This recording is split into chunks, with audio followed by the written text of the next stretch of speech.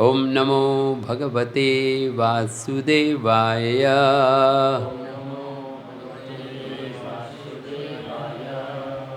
तक क्या करो कि आप लोग मोमबत्ती आगे रखो और जब वो हो जाए तो फिर स्पष्ट करो। ओम नमो भगवते वासुदेवाय। ओम नमो भगवते वासुदेवाय।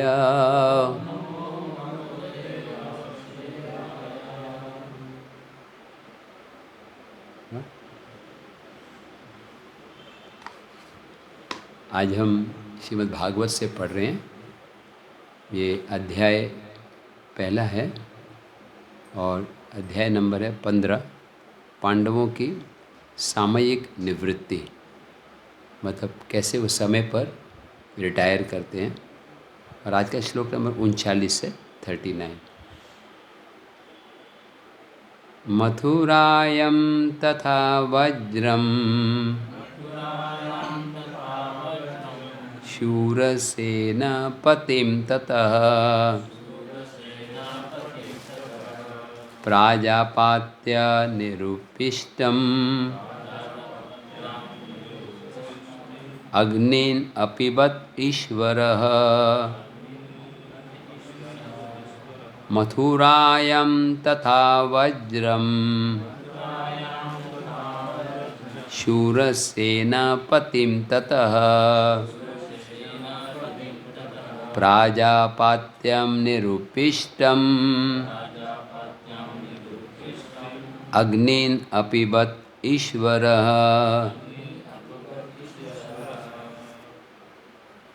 Yes.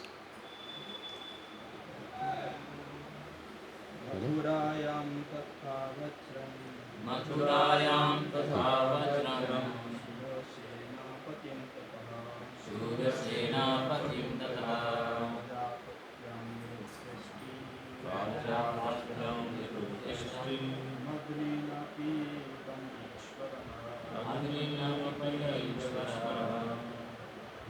मथुरायां तथा वज्रं मथुरायां तथा वज्रं शूरसेनापतिं ततः प्राजापत्यां निरुपेष्टम् अग्निपवदीश्वरः। मथुरायां तथा वज्रं शूरसेनापतिं तथा प्राजापत्यां निरुपेष्टम्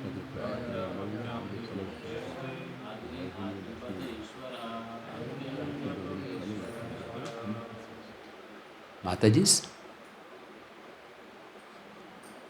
मथुरायाम,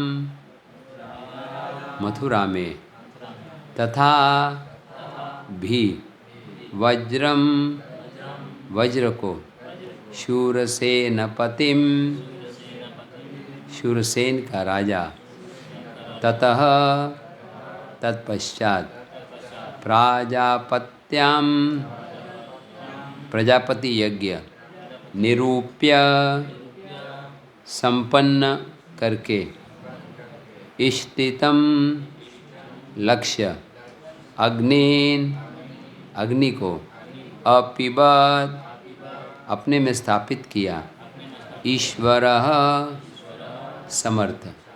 अनुवाद एवं तात्पर्य श्रील ऐसी भक्ति वेदांत स्वामी प्रभुपाद द्वारा। तब उन्होंने, मतलब युधिष्ठिर महाराज ने, अनिरुद्ध के पुत्र भगवान कृष्ण के पौत्र वज्रनाभ को मथुरा में शूरसेन का राजा बना दिया। तत्पश्चात महाराज युधिष्ठिर ने प्राजापात्य यज्ञ किया और गृहस्थ जीवन त्यागने हेतु अपने अंदर अग्नि प्रतिष्ठित की। तात्पर्य, महाराज युधिष्ठिर ने महाराज परीक्षित को हस्तिनापुर के राज सिंहासन पर बैठाकर तथा भगवान कृष्ण के प्रपौत्र वज्रनाभ को मथुरा का राजा बनाकर संन्यास ग्रहण कर लिया। वर्णाश्रम, धर्म, गुण और कार्य की दृष्टि से वास्तविक मानव जीवन का शुभ आरंभ है और महाराज युधिष्ठिर तो इस वर्णाश्रम धर्म के रक्षक थे, अतएव उन्होंने शासन का भार प्रशिक्षित राजकुमार महाराज परीक्षित को सौंप दिया और स्वयं संन्यास आश्रम ग्रहण किया। वर्णाश्रम धर्म की वैज्ञानिक पद्धति मानव जीवन को 4 वृत्तिपरक विभाग तथा 4 आश्रम में विभाजित करती है। जीवन के 4 आश्रम हैं: ब्रह्मचारी, गृहस्थ, वानप्रस्थ और सन्यासी। सभी को इन चारों का पालन करना आवश्यक है, चाहे उनका वृत्तिपरक विभाग कुछ भी हो। आधुनिक राजनेता सक्रिय जीवन से विरत नहीं होना चाहते, भले ही वह कितने ही बूढ़े क्यों न हो जाएं। लेकिन महाराज युधिष्ठिर आदर्श राजा थे, अतः अपनी इच्छा से प्रशासनिक जीवन से विरत हो गए, जिससे वह अगले जीवन की तैयारी कर सके। हर व्यक्ति को चाहिए कि अपने जीवन की ऐसी व्यवस्था करे कि जीवन के अंतिम व्यवस्था के कम से कम अंतिम 15-20 वर्ष पूर्ण रूपेण भगवान की सेवा में लगाए जा सकें, जिससे जीवन के परम सिद्धि प्राप्त हो सके। ये सचमुच नासमझी है कि जीवन का संपूर्ण समय भौतिक भोग और सकाम कर्मों में लगा दिया जाता है, क्योंकि जब तक मन भौतिक भोग के लिए और सकाम कर्मों में लगा रहता है, तब तक बद्ध जीवन या भवबंधन से बाहर निकलने की कोई भी गुंजाइश नहीं होती। किसी भी व्यक्ति को जीवन की परम सिद्धि को प्राप्त करने के परम कार्य की अर्थात भगवत धाम जाने की उपेक्षा करने की आत्मघाती नीति नहीं अपनानी चाहिए।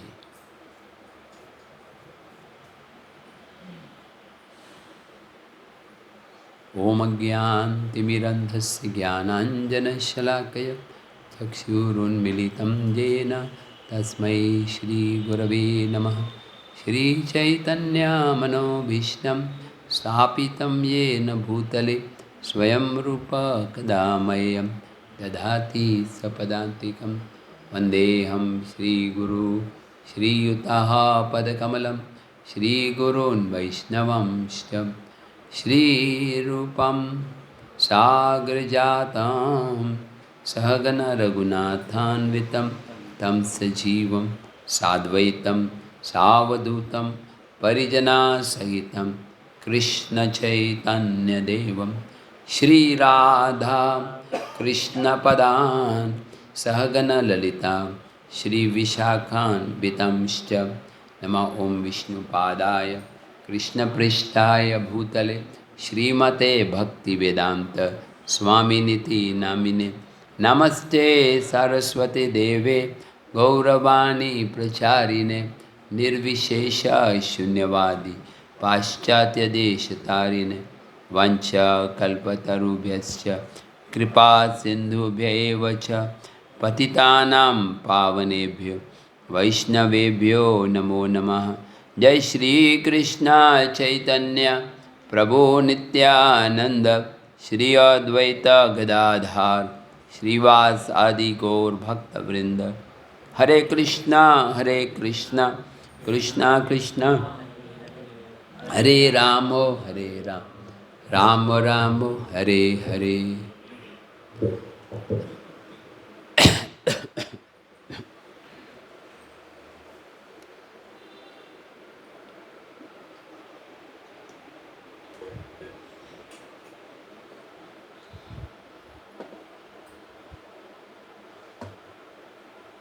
हरे कृष्ण हरे कृष्ण हरे बोल। हरे कृष्ण लूज करने हरि बोल। इधर से कनेक्शन। अच्छा चार्जिंग, उसको भूख लगी, इसके ब्रेकफास्ट का टाइम हो।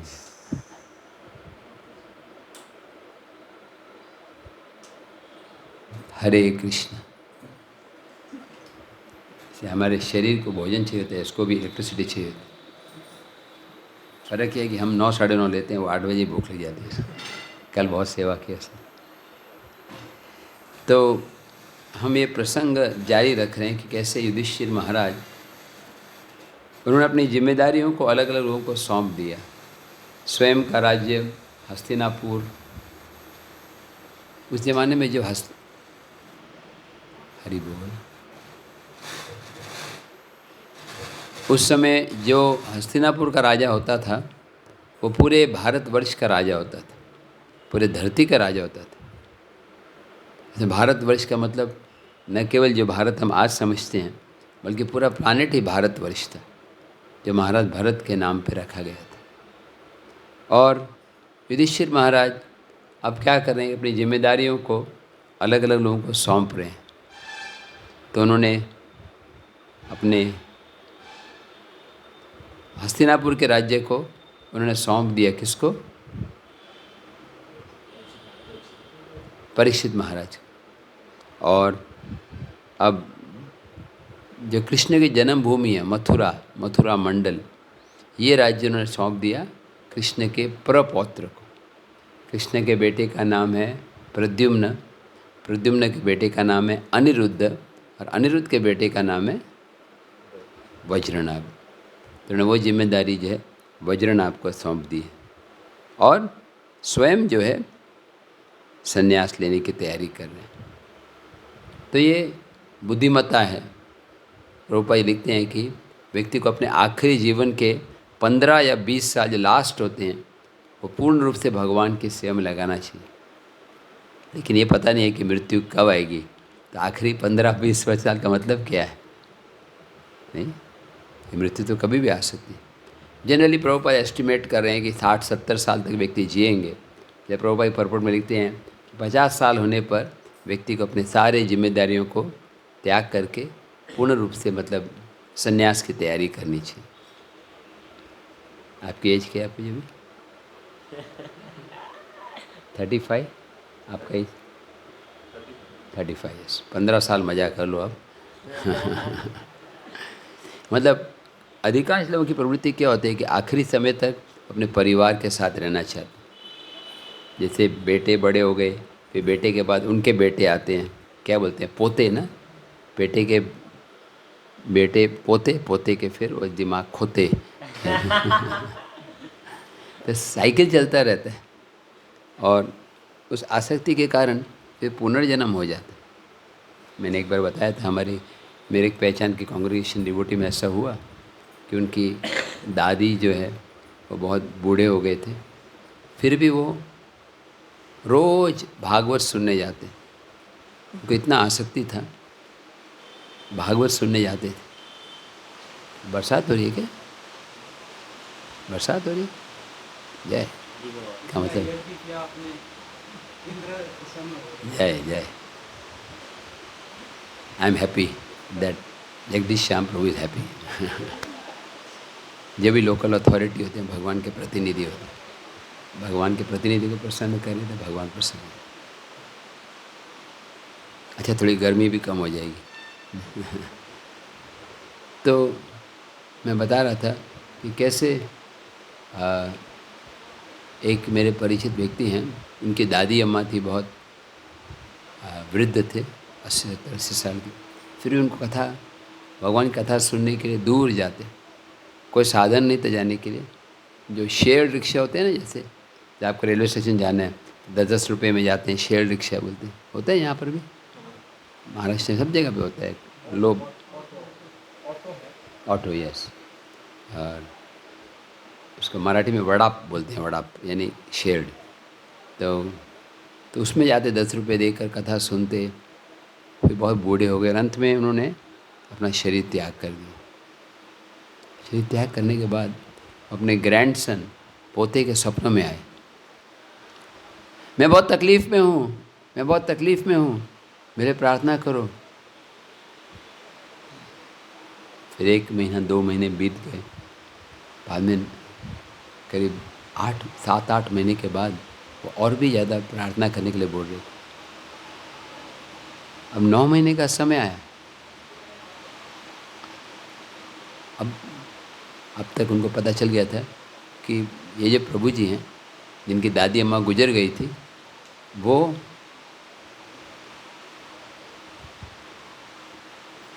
गर्भवती थे। मतलब उनको एक गर्भ में बालक का जन्म होना था। और फिर एक दिन अचानक 9 महीने के बाद वो सपने में बोले, मैं आपके घर में आ रही हूँ। और उसी दिन सवेरे उनकी पत्नी के गर्भ से एक बच्चे का जन्म हुआ। तो प्रभु जी का ऐसा मानना है कि उनकी दादी जो है वो उनके बेटी के रूप में आ गए। ऐसे कई बार होता है ऐसे, क्योंकि फैमिली मेम्बर्स का अटैचमेंट बहुत स्ट्रांग होता है और वो अंत समय में वहीं पर जन्म लेते हैं। कई बार तो लोग पूर्व जन्म याद भी करते हैं। जैसे एक साइंटिस्ट हैं, आपने तो यूथ प्रीचिंग में देखा होगा, है ना, डॉक्टर्स पश्रीचा करके एक है। उन्होंने रिसर्च किया कि कैसे कई सारे बच्चे जो हैं अपने पूर्व जन्म को याद करते हैं। स्पेशली अगर कोई हॉरर डेथ हो गया हो, मान लो किसी का मर्डर हुआ हो या किसी की अकाल मृत्यु हुई हो, तो याद करते हैं और बताते हैं ये व्यक्ति था, इसने मुझे मारा था, वो भी पता है, ये मेरी सास थी, ये मेरे ससुर थे। एक तो केस हुआ मैंने एक भक्ति चारू महाराज की डिसाइपल थे, एक माता जी, मालूम है आपको, अभी भी हैं वो, उनका नाम था रत्नावली शायद। और भक्ति चारू महाराज को वो प्रसाद बना के खिलाते। और एक दिन वो महाराज पूछे कि आप पूर्व जन्म में कौन थे। तो डाउट आया कि महाराज क्यों पूछे पूर्व जन्म में कौन थे। तो उसने ऐसे थोड़ा रिसर्च करना शुरू किया। ये शायद इंडिया में है, इनको स्वप्न आते थे लंदन मंदिर के। फिर उसने पता लगाया और लंदन के सब, और उसी मंदिर में एक और माता जी थे जो उनसे बड़े थे उम्र में, लेकिन दिखने में बिल्कुल वैसे ही थे, वैसा ही नाक, वैसा ही कान। फिर कंक्लूजन निकला एक्चुअली पूर्व जन्म में वो एक ब्रह्मचारी थे, उनका नाम शायद राघव था, वो प्रभुपाद डिसाइपल थे। और लंदन में एक फेमस रथ यात्रा देखा आपने, प्रभुपाद डांस कर रहे। उसके कुछ दिन बाद उनका एक एक्सीडेंट हो गया और मृत्यु के समय उनको माता जी की स्मरण हो गई। जो चीज़ को हम याद करते हैं वो हमारा अगला जन्म होता है। यम यम वापी स्मरण भावम तेजयंती कलेवर। तो पूरा एनालिसिस करने के बाद, पूरा रिपोर्ट है, चेक करके ये कंक्लूजन निकला कि वही पूर्व जन्म में ब्रह्मचारी थे, इस जन्म में वो उसी मंदिर में एक स्त्री बने जहाँ पर वो माता जी भी रहते। कैसे बड़ा विचित्र लगेगा नहीं, एक कोई आप हैं और दूसरे एक कोई प्रभु जी माता जी, दोनों का मुंह एक जैसा है। हरि बोल हरि बोल। सेम मुंह है ना। तो कहने का तात्पर्य है कि पुनर्जन्म जो विज्ञान है, ऐसा नहीं खाली काल्पनिक है, लोगों को डराने के लिए बोला गया। पुनर्जन्म होता ही है, और कैसा जन्म होता है वो इस पर निर्भर करता है कि हमारी चेतना क्या है। मान लो मुझे बहुत आसक्ति है गुलाब जामुन से, प्रभु जी कल कितने खुश लग रहे थे, गुलाब जामुन है ना, 4 ही लिए खाली है। तो अगर हम गुलाब जामुन से आसक्ति है, मृत्यु के समय गुलाब जामुन याद आता है, तो अगला जन्म वहाँ होगा जो गुलाब जामुन की दुकान है। हो सकता है आपकी खुद की दुकान हो जाए, कितना बढ़िया नहीं। अभी तो 1-2 गुलाब जामुन दुकान होगी तो डब्बे डब्बे खा सकते हैं ना। या किसी को बहुत आसक्ति है कि मेरे को उड़ना है आकाश में, फ्लाइंग अच्छा लगता है। फ्लाइंग तो अभी आजकल आप एयरपोर्ट जाओ तो 1 घंटा पहले जाना पड़ता है, सिक्योरिटी चेक, फिर उसके बाद वेट करना पड़ता है, फिर प्लेन ऊपर उड़ता है, भाग्य हो तो नीचे आएगा, है ना। कई बार प्लेन नीचे आता ही नहीं है। एक तो मैंने इंसिडेंट सुना कि 2 प्लेन आकाश में ही क्रैश हो गए, 2-3 केसेस हुए। उससे अच्छा क्या है, अपने खुद का प्लेन रखो, हेलीकॉप्टर, वो बहुत महंगा है, उससे अच्छा पंख आ जाए, भगवान दे देंगे आपको। आपकी इच्छा बहुत स्ट्रांग है, क्यों इतना एयर इंडिया स्पाइस जेट को पैसा देना, एयरपोर्ट तक जाने में टैक्सी करना, लगेज कैरी करना, बस पक्षी बन जाओ, जहाँ चाहे लैंडिंग टेक ऑफ। और देखिए इतने सारे, कई बार रात के समय बत्ती के ऊपर बहुत सारे कीड़े आते हैं, कितने सारे कीड़े एक साथ आते हैं, है ना।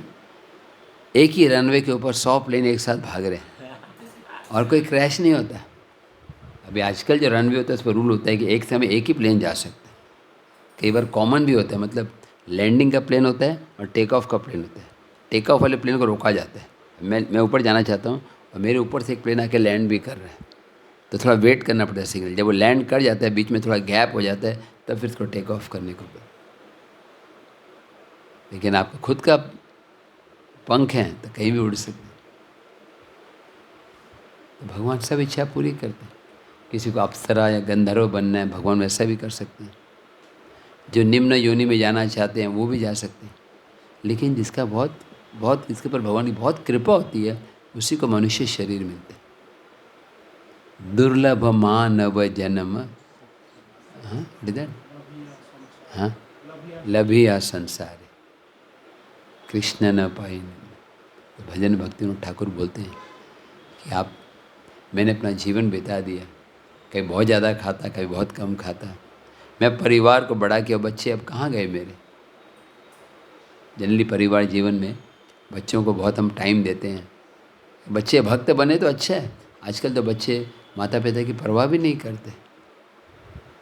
वैदिक कल्चर में बेटे का कर्तव्य माता पिता की सेवा करना। इवन को सन्यासी ब्रह्मचारी भी बन जाते हैं, जैसे मैं ब्रह्मचारी हूँ, तो भी माता पिता के बारे में हालचाल पूछते रहना चाहिए। चैतन्य महाप्रभु भी अपनी माता शची माता के लिए प्रसाद भेजते थे जगन्नाथपुरी, उनकी सेवा, उनका ध्यान रखते थे। एक डिवोटी, इसका नाम था ईशान ठाकुर, वो शची माता के पर्सनल सर्वेंट थे, मालूम है आपको? ईशान ठाकुर। और एक थे वंशीवदनानंद, दो थे। ईशान ठाकुर की सेवाएं इतनी गहरी हैं, लेकिन किसी को पता ही नहीं चलता। हरि बोल। हाँ?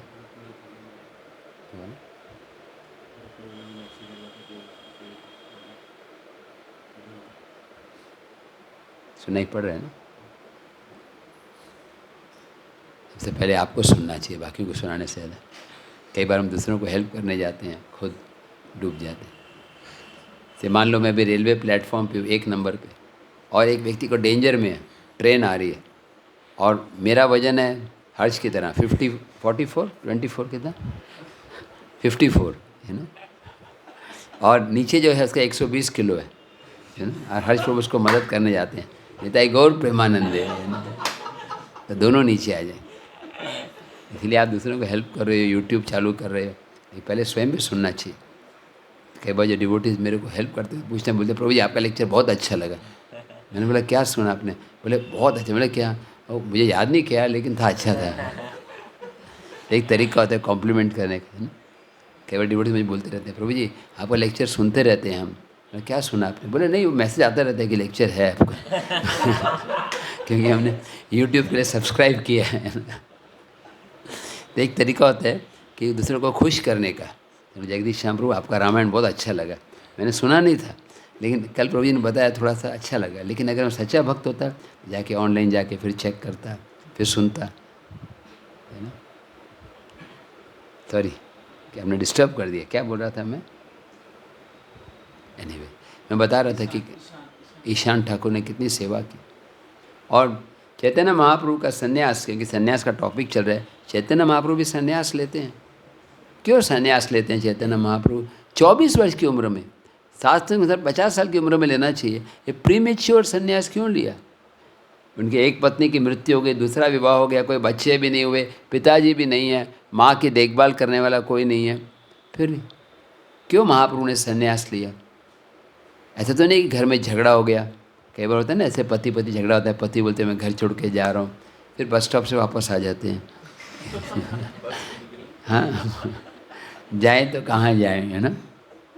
गृहस्थ लाइफ में थोड़ा सा क्लैश रहता ही है। ऐसा नहीं कि पति गलत है पत्नी गलत है, केमिस्ट्री बनाया भगवान। जैसे हाइड्रोजन और क्लोरीन का रिएक्शन होता है, एक एसिड और अल्कली मिलके, तो गृहस्थ आश्रम में थोड़ा थोड़ा सा रहता ही है। लेकिन फिर भी बेस्ट है टॉलरेट करना, सहन करना। कभी भी वैदिक कल्चर में कभी तलाक का प्रश्न नहीं उठता। ये तो हमारे कोई देश के लीडर अपनी सुविधा के लिए नियम बनाए, वैदिक कल्चर में कभी अप्रूव नहीं है। थोड़ा सा मतभेद हो भी, ब्रह्मचर्य आश्रम में भी मतभेद होता है। नहीं, प्रभु जी को करेला अच्छा लगता है, मेरे को पनीर अच्छा लगता है, या उल्टा, या इसको सब कुछ अच्छा लगता है ना, गुलाब जामुन अच्छा लगता है। लेकिन आज बन रहा है, आज करेला बन रहा है, मैं देख के आया, है ना। कल गुलाब जामुन था ना, अभी प्रभु जी और खुश हो गए, पनीर या करेला। तो अगर मैं बोलता हूँ प्रभु जी करेला बन रहा है तो मैं मंदिर छोड़ के चला जाऊँगा, दूसरे मंदिर में जाओगे, वहाँ करेला भी नहीं मिलेगा। कभी कभी ऐसा होता है कोई मंदिर में प्रसाद बजट ही नहीं। जैसे जब मैंने इस्कॉन ज्वाइन किया 1986 में, तो मैं फर्स्ट टेम्पल जो इंडिया में है वो कुरुक्षेत्र था। मैं बॉम्बे में आया, राधा गोपीनाथ टेम्पल जस्ट शुरू हुआ था, लेकिन वहाँ के एक भक्त सुखदेव महाराज, जानते हैं आप सुखदेव महाराज, साउथ इंडिया में रहते, वो मेरे शिक्षा गुरु रहे, वो भी महाराज जी के परम पूज्य राधानाथ महाराज के डिसाइपल हैं। तो उन्होंने मेरे को बोला कि आप कुरुक्षेत्र आइए, ज़रूरत है बहुत। तो मैं गया कुरुक्षेत्र में, तो हालांकि ज़्यादा लोग नहीं थे, जैसे यहाँ पे जगन्नाथ बलदेव सुभद्रा गौर नेता यहाँ पे हैं 3 और 4 7 हैं, वहाँ पे गौर नेता ही राधा कृष्ण थे, और नीचे सुखदेव महाराज और मैं, 4 ऊपर 2 नीचे। और ऐसे ही हमने ऐसे एक बिल्डिंग किराए पे लिया था, लेकिन बाहर से लोग ज़्यादा नहीं आते थे। तो मंगल आरती में सुखदेव महाराज आरती करते, मैं गाता, अगले दिन मैं गाता था, और मैं और वो करते थे, सबको चांस मिलता था। छोटे मंदिर में फ़ायदा होता है, सबको गाने का चांस मिलता है, सेवा का अवसर मिलता है ना। बड़ा हो जाता है तो फिर इम्पर्सनल हो जाता है। तो वहाँ पे भी हमारा भी मतभेद होता था, लेकिन फिर भी हम साथ में रहते। और टेम्पल इतना गरीब था कि हमारा कलेक्शन, हमको अकाउंटेंट की ज़रूरत ही नहीं पड़ती थी, क्योंकि पैसा था ही नहीं। अकाउंटेंट का CA का खर्चा के देने की ज़रूरत ही नहीं। जो बस थोड़ा महीने का 11 रुपये 5 10 15 लोग देते थे, 500 रुपये कलेक्शन था महीने का। तो उस ज़माने के 500 से आज के 5000 के बराबर है, 30 साल पहले। और हमारा सुबह का प्रसाद होता था, हम रोज़ 7:30 बजे एक हरि नाम फेरी लगाते थे सब्जी मंडी में, है ना। तो कोई गाजर देता, कोई आलू देता, बैंगन, सब रोज़ एक ही फिक्स मेनू था, मिक्स वेजिटेबल। क्योंकि अभी बैंगन और गाजर कभी मिक्स नहीं किया था, बैंगन गाजर आलू मिर्ची सब मिक्स। और हम बोलते थे भंडारा है, भंडारा, वो मिक्स करके चावल के साथ जैसे दालमा की तरह बना के, या खिचड़ी। और हम पैम्फलेट बांटते थे 742/13 अर्बन स्टेट भंडारा है। तो एक दिन क्या हुआ, एक मंडी वाला व्यक्ति देखने आया, कहाँ भंडारा हो रहा है आपका। 10 बजे आ गए, बोले कहाँ पे है आपका। लकीली थोड़ा सा बचा हुआ था, मैंने बोला भंडारा तो 8 बजे होता है, आपके लिए एक प्लेट बना के रखा है, उसको खिला दें। तो वहाँ पे भी मिसअंडरस्टैंडिंग होते थे, लेकिन फिर भी हम सहन करते। और वहाँ पे इतनी तपस्या होती, एक बार यहाँ, दूसरी बार तो वो भी नहीं होता। एक बार सुबह 8-9 बजे ले लिया, दूसरी बार के लिए पैसे नहीं थे, हम लोग गुरुद्वारे में खाते थे। गुरुद्वारे में वहाँ पे जाते, हमारे पहचान के थे, वो इंट्रोड्यूस कराया, तो वो सिर के ऊपर ये रखना पड़ता है कपड़ा, और अंदर जाते ही वहाँ एक व्यक्ति खड़े होते थे, और उनके यहाँ पे एक छोटा सा ये होता है किरपान, है ना, जैसे आपके पास भी है ना एक, आप सिख नहीं है ना अभी, लेकिन तो किरपान बोलते हैं इसको। कुछ गड़बड़ हुआ तो कृपा कर देंगे किरपान से। तो वो देख के मुझे बोलते सतनाम, और किरपान को देख के मुंह से निकलता सतनाम सतनाम वाहेगुरु। एक्चुअली सिख धर्म का भी ओरिजिन वैष्णविज्म में ही है। मैं जब इस्कॉन ज्वाइन किया था तो मैंने स्टडी किया था कि सारे धर्मों का एकत्रीकरण। तो मेरे को प्रोजेक्ट दिया गया था कि हिंदू के विष्णु सहस्त्र नाम लो, बाइबल में भगवान के नाम बताए गए, एक किताब है मुस्लिम धर्म में अल्लाह के 99 नाम, और ज़ोरास्ट्रियन पारसी धर्म, और एक चार्ट बनाया था। हिंदू में नाम है दयालु, भगवान दयालु हैं, उसी का इस्लाम में नाम है रहीम, रहीम यानी दयालु, और उसी के लिए इंग्लिश में नाम है मर्सीफुल। तो कौन से एक चार्ट बनाया, दयालु कौन से बुक में दिया, उसका कोटेशन दिया, उसका मीनिंग, और ये सिद्ध किया हमने। किताब का नाम था वन गॉड, एक ही भगवान है। तो एक्चुअली सिख धर्म में आप जाओगे ना, तो जो उनके ग्रंथ साहब है, उसमें 500 या 700 बार विष्णु का नाम आता है, राम कृष्ण विष्णु हरि जगदीश सब नाम। और मेरे को ये बात एक सिख धर्म के फॉलोअर ने बताई। अधिकांश सिख लोग उसको स्वीकार नहीं करते, बोलते हैं नहीं वो हरि अलग है, वो विष्णु अलग है। एक्चुअली वाहेगुरु बोलते हैं, सतनाम वाहेगुरु कर्ता पुरुष एक ओंकार, है ना। तो वाहेगुरु क्या है, वो मतलब विष्णु, ह मतलब हरि, ग यानी गोविंद, और र मतलब राम। तो एक्चुअली वो भगवान के वर्णन करते हैं। पहले तो सब हिंदू थे, बाद में भेद करने के लिए उन्होंने ऐसे ये पगड़ी बांधना शुरू किया। तो लड़ाई में कभी मुस्लिम से लड़ाई करते थे। तो सिख धर्म एक्चुअली उस ज़माने में वैष्णव धर्म की रक्षा करने के लिए एक बनाया गया था, लेकिन बाद में फिर पॉलिटिक्स आ जाता है। और अभी सिखों में भी पॉलिटिक्स होता है, दो मेन ब्रांचेज होते हैं, खालसा वाले और वो अलग है ना, निरंकारी हो जाते हैं। फिर ऐसे क्रिश्चियनिटी में भी होता है, प्रोटेस्टेंट और कैथोलिक, रोमन कैथोलिक, शूना और सिया सुनी मुस्लिम में, हिंदू में भी। क्योंकि जो तत्व को भूल जाते हैं और वो भेद के ऊपर लड़ाइयाँ होने लगती हैं। एक्चुअली अगर धर्म को हम जानें तो सब धर्म का जो है मूल जो है वो एक ही है कि भगवान का नाम लेना है, भगवान की भक्ति करनी। लेकिन हम उस चीज़ को भूल जाते हैं तो फिर पॉलिटिक्स आ जाता है। इस्कॉन में भी ये डेंजर है। इस्कॉन की शिक्षा वही है, प्रभुपाद जी ने सबको बोला गीता पढ़ो, भागवत पढ़ो, हरि नाम लो, हर मंदिर में सेवा करो। लेकिन फिर क्या होता है कि हम डिटेल में जाने लगते हैं, पॉलिटिक्स क्रिएट हो जाता है कि मेरा मंदिर तुम्हारा मंदिर, मेरे गुरु तुम्हारे गुरु। और उसके कारण हम जो अपना समय जो है भगवान के भक्ति की ओर बिताने के बजाय दूसरी चीज़ों में बिता देते हैं।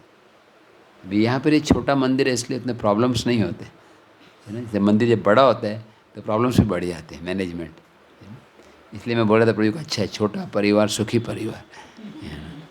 प्रभु जी बता रहे थे 5 और ब्रह्मचारी आ रहे हैं, उसके बाद 10 और रहेंगे, मतलब ठीक है 25 तक ठीक है ना।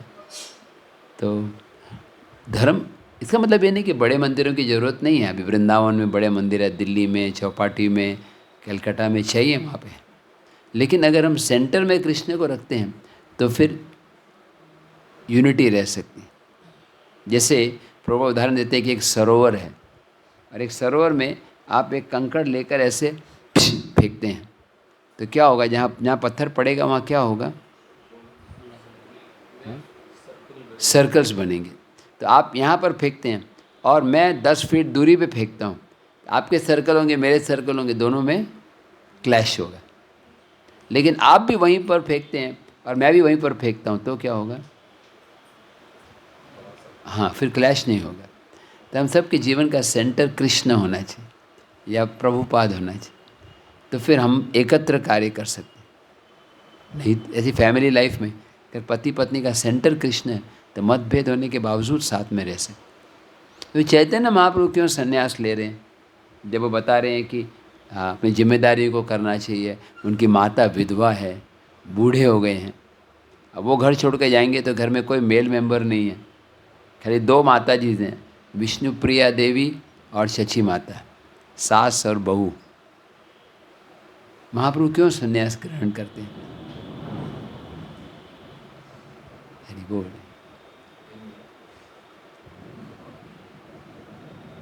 इंद्रदेव सिग्नल भेज रहे हैं। हाँ हरि बोल। इंद्र के सेक्रेटरी बोल रहे हैं अभी। यस आपको मालूम, आपको तो नाम ही गिरिराज है, बरसात हो रही है। यस कोई बताएगा क्या कारण है, महाप्रभु क्यों संन्यास ग्रहण करते हैं? यस ताकि उनके बात सुनेंगे, हाँ रिस्पेक्ट करेंगे सन्यासी। हाँ महाप्रभु संन्यास लेते हैं लोक कल्याण के लिए। त्यक्त्वा सुदिष्ट राज लक्ष्मी, सुना आपने? ये 5वें स्कंद 11वें स्कंद में 3-4 श्लोक हैं जो चैतन्य महाप्रभु के बारे में। 11वें स्कंद का 5वां अध्याय, जिसमें से एक तो बहुत फेमस है, कृष्ण वर्णम त्विषा कृष्ण सांगोपांगाष्ट पार्षदम यज्ञ संकीर्तन प्राय यजंती ही सुमेधश। जो सुमेधश है, सुमेधश मतलब अच्छी बुद्धि वाले। प्रभुपाद जी कमेंट करते हैं कि अगर आपके दिमाग में गोबर भरा है तो आप भक्ति नहीं कर पाएंगे, काउडंग भरा है ना? जिनका सुमेधश है, ब्रेन सब्सटेंस, वो संकीर्तन आंदोलन में भाग लेंगे। तो वहाँ एक और श्लोक है, त्यक्त्वा सुदिष्ट राज्य लक्ष्मी। महाप्रभु जवान थे, 24 वर्ष की उम्र में तो सब इंद्रियां बहुत प्रबल होती हैं, और उनकी पत्नी जो है वो स्वयं लक्ष्मी देवी के एक्सपांशन। और ऐसा नहीं है कि मतभेद हो, वो बहुत ओबीडियंट हैं पत्नी, पतिव्रता हैं, सुंदर हैं, तरुणी हैं। लेकिन फिर क्यों महाप्रभु संन्यास ले रहे हैं? लोक कल्याण के लिए। महाप्रभु ने देखा कि अगर लोग मेरा मैसेज सुनना, अगर मेरे को लोग आदर करेंगे तो ही मेरा संदेश सुनेंगे। उनका अनादर हो रहा था, तो इसलिए महाप्रभु ने एक प्लेटफॉर्म बनाया जिससे कम से कम लोग पहले आदर करेंगे फिर सुनेंगे। जैसे अगर डॉक्टर है, डॉक्टर अगर साधारण वेश में भी आए, लेकिन मान लो डॉक्टर पैंट शर्ट में भी आए या धोती कुर्ता में आए तो वो डॉक्टर ही हैं, लेकिन कई बार लोग सीरियसली नहीं लेते। हॉस्पिटल में डॉक्टर को ड्रेस होता है, एक स्टेथोस्कोप होता है, ना, और वो थोड़ा सा रुआब से चलता है तो लोग सीरियसली लेते हैं। या पुलिसमैन भी कई बार प्लेन क्लोथ्स में भी होते हैं, सीआईडी पुलिस होते हैं, हो सकता है यहाँ बैठा भी हो कोई, है ना, कोई सीआईडी पुलिस होते हैं, वो पैंट शर्ट में होते हैं, वो इसलिए गुप्तचर बोला जाता है। लेकिन अधिकांश पुलिस जो है वो ड्रेस पहनते हैं जिससे कि लोग उसका रिस्पेक्ट करेंगे। नहीं, अभी ट्रैफिक पुलिस का ड्रेस होता है, अगर मान लो आपके एवोल्यूशन टी शर्ट पहनी है आपने, है ना, ये एवॉल्व हो रहा है, और आप पुलिस, आप ट्रैफिक कंट्रोल करने जाओगे ना तो ट्रक वाला आपको उड़ा के चला जाएगा। उसको लगेगा कि ये मतलब उड़ा के, मतलब आपकी बात नहीं सुनेगा, है ना। लेकिन वही अगर आप ट्रैफिक में हैं, जैसे कर्नाटक में, जो महाराष्ट्र के पास कर्नाटक है, वहाँ पे ट्रैफिक पुलिस वालों का एक मूंछ होता है ऐसे एकदम बड़ा, वो घुमाते रहते हैं ना, देखा आपने बहुत, तो मूंछ देख के लोग डर जाते हैं जैसे पुलिस का आदमी लग रहा है। एक बार तो चैतन्य महाप्रभु की लीला में ऐसा हुआ कि चैतन्य महाप्रभु ड्रामा कर रहे थे। आपने कहानी सुनी चैतन्य भागवत में? एक बार चैतन्य महाप्रभु भक्तों को बोलते हैं आज हम ड्रामा करेंगे, और ड्रामा में मैं रुक्मिणी बनूंगा। बड़ा विचित्र होगा नहीं? जनरली प्रभु जी बनते हैं, लेकिन प्रभु जी माता जी बन गए तो बड़ा विचित्र होगा। तो बोले कि मैं ड्रामा करूंगा, और आप में से जो व्यक्ति की इंद्रियां पूरी वश में है वही देखने का काबिल होगा। सारे डिवोटीज ने सिर नीचे कर दिया, हम तो अनक्वालिफाइड हैं। तो महाप्रभु बोले अरे आप लोग नहीं देखोगे तो मैं क्या टाइम पास करने आ रहा हूँ? मैं, ये मेरा टाइम पास नहीं है, मेरा पास टाइम है। वही चीज़ हम करते हैं वो टाइम पास होता है, कृष्ण करते हैं पास टाइम। जैसे बच्चे खेल रहे हैं, क्या बड़ी बात है उसमें, लेकिन जब कृष्ण खेल रहे हैं श्रीदामा के साथ, मधु मंगल के साथ, आज प्रभु जी पढ़ रहे थे कृष्ण लीला के बारे में मॉर्निंग में, जो रोज़ पढ़ते हैं ना, तो वो पास टाइम, वो लीला होती है। इत्थम सता ब्रह्म भूतान, यू नो दैट वर्स, कि ये जो ग्वाल बाल जो कृष्ण के साथ खेल रहे हैं, कृत पुण्य पुंज, कई जन्मों के पुण्य का सौभाग्य है कि वो कृष्ण के साथ खेल रहे हैं, है ना, ये साधारण व्यक्ति नहीं। तो भगवान चैतन्य महाप्रभु एक दिन बोलते हैं हम ड्रामा करेंगे, मैं रुक्मिणी बनूंगा, और फिर हरिदास ठाकुर को रोल देते हैं। हरिदास ठाकुर क्या रोल देते हैं पता है आपको? आपके घर में, आपके मंदिर में चैतन्य भागवत है? चैतन्य भागवत इंग्लिश में है, हिंदी में है? हिंदी। एक ऑथराइज्ड वाली अच्छी ट्रांसलेशन है गौड़ीय मठ का, मैं आपको पर्सनली गिफ्ट भेजूंगा, क्योंकि मैं आपकी सेवा से बहुत खुश हूँ। I am very indebted to you and to the temple के सब डिवोटीज के। यहाँ पे मंदिर के लिए चार बड़े बड़े मोटे बुक्स हैं, वो मिलते नहीं आसानी से, लेकिन शायद मेरे पास 2 सेट पड़े हैं, तो मैं एक सेट भेज सकता हूँ। उसमें परपट्स भक्तिसार ठाकुर के साथ, या आप अगर इंग्लिश में पढ़ना चाहें तो वेदाभ्यास में है, और हमारे पुंडरिक विद्यानिधि का रिव्यू हमने परपट के साथ किया। तो चैतन्य भागवत में बहुत सुंदर कथाएं हैं जो चैतन्य चरितामृत में नहीं है, वो चैतन्य भागवत में, दोनों कॉम्प्लीमेंट्री हैं। क्योंकि हुआ क्या कि पहले कौन सी किताब लिखी गई, चैतन्य भागवत या चैतन्य चरितामृत? चैतन्य भागवत। एक्चुअली चैतन्य भागवत का पहले नाम क्या था? चैतन्य मंगल। लोचन दास ठाकुर ने किताब लिखी, उसका नाम भी चैतन्य मंगल, और वृंदावन दास ठाकुर ने लिखी, उसका भी किताब का नाम था चैतन्य मंगल। तो भक्तों में थोड़ा ये हो गया, कन्फ्यूजन हो गया। मतलब प्रभु जी चैतन्य मंगल ले आओ, अरे कौन सा चैतन्य मंगल, वो जूनियर वाला या सीनियर वाला? कई टेम्पल में 2 ब्रह्मचारी का, 2 गृहस्थ का सेम ही नाम होता है। तो कौन वाला? बोलते वो लंबी शिखा वाला, उसको बुलाओ, है ना। तो या जो कुछ, या वो कीर्तन जो अच्छा गाते हैं उसको बुलाओ, है ना। तो वैष्णव में मीटिंग हुआ कि वृंदावन दास ठाकुर ने किताब लिखी है, उसका नाम था चैतन्य मंगल, और लोचन दास ठाकुर ने किताब लिखी, उसका भी नाम था चैतन्य मंगल।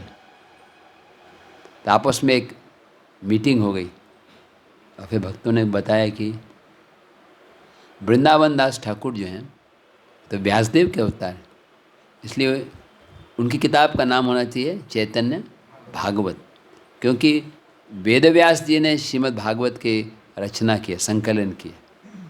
कृष्णे सधाम उपगते धर्म ज्ञाना दिभि सह, जब कृष्ण अपने धाम में चले गए तो कृष्ण साउंड वाइब्रेशन के रूप में। भागवत जे न माने तारे दंडे यम, जब भागवत को नहीं स्वीकार करता उसको यमराज दंड देते।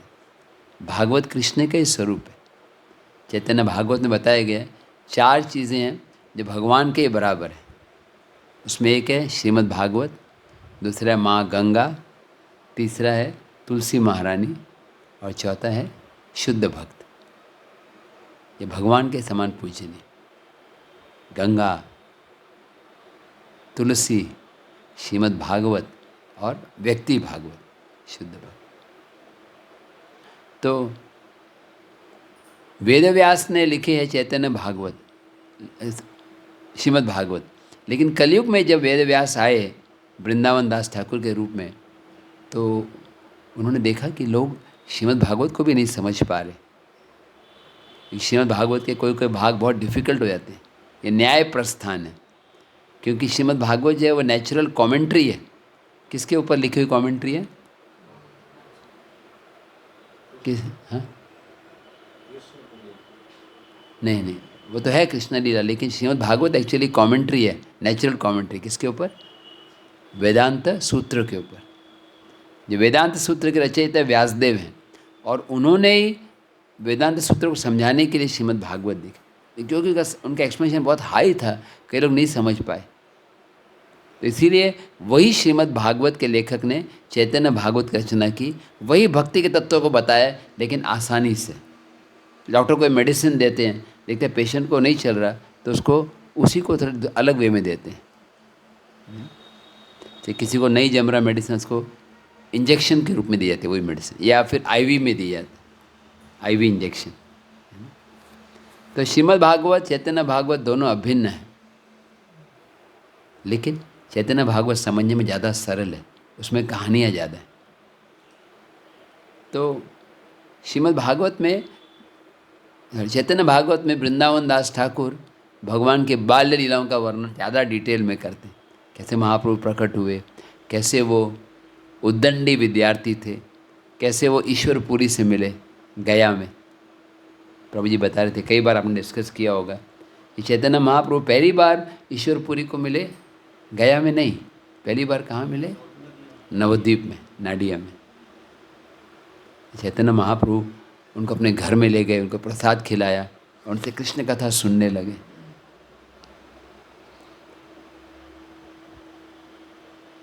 ईश्वरपुरी ने एक किताब लिखी थी जिसका नाम था कृष्ण लीलामृत।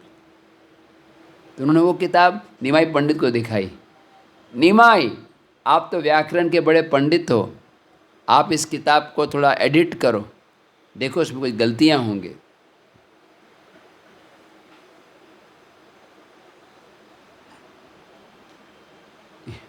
निमाई पंडित बोले, हे प्रभु, मैं ये नहीं कर सकता। आप भगवान के शुद्ध भक्त हो। जो भगवान के शुद्ध भक्त बोलते हैं या लिखते हैं वो परफेक्ट होता है। अगर उसमें गलती भी हो तो गलती नहीं है वास्तव में। वो उदाहरण देते हैं, मूर्ख वदति विष्णाय, जो मूर्ख व्यक्ति बोलता है विष्णाय नमः, धीर वदति विष्णवे, धीर व्यक्ति क्या बोलता है? विष्णवे।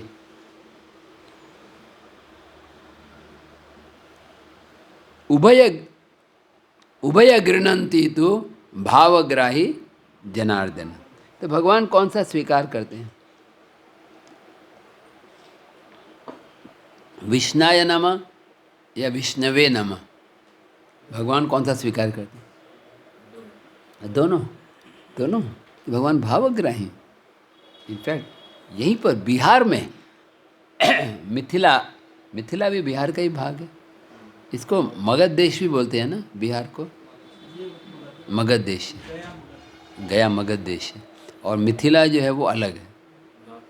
हाँ, नॉर्थ बिहार मिथिला है। यानी बदमाश शिरोमणि जरासंध इधर ही रहता था। हाँ, ढूंढना होगा कहाँ पर है अभी। उसी ने वो राजाओं को बंदी बनाया था, देखा। जरासंध का नाम लिया ना तो एकदम इंद्र ने कंफर्म की। अच्छा, कल ही मैं बोल रहा था प्रभु जी को कि यहाँ गर्मी बहुत ज़्यादा है, हम लोग गए ना वहाँ पे बहुत गर्मी थी।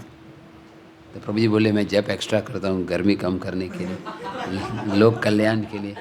दोनों हो गए, गर्मी जप एक्स्ट्रा किया, गर्मी भी कम हो गई, गुलाब जामुन भी आ गया है ना। आज और करना, रसगुल्ला मिल जाएगा आपको तो मिल ही जाएगा, सबके लिए। तो इनफैक्ट ये कहानी यहाँ मिथिला में है। मिथिला महाप्रभु भगवान कृष्ण मिथिला में आए थे, या मगध देश में भी आए थे भगवान, जरासंध को मारने के लिए भगवान ने। अच्छा, यहाँ से कितना दूर है? फिर जा सकते हैं वहाँ पे? जय। हाँ, रियल ओरिजिनल? वो किसका? वो जरासंध का रथ था?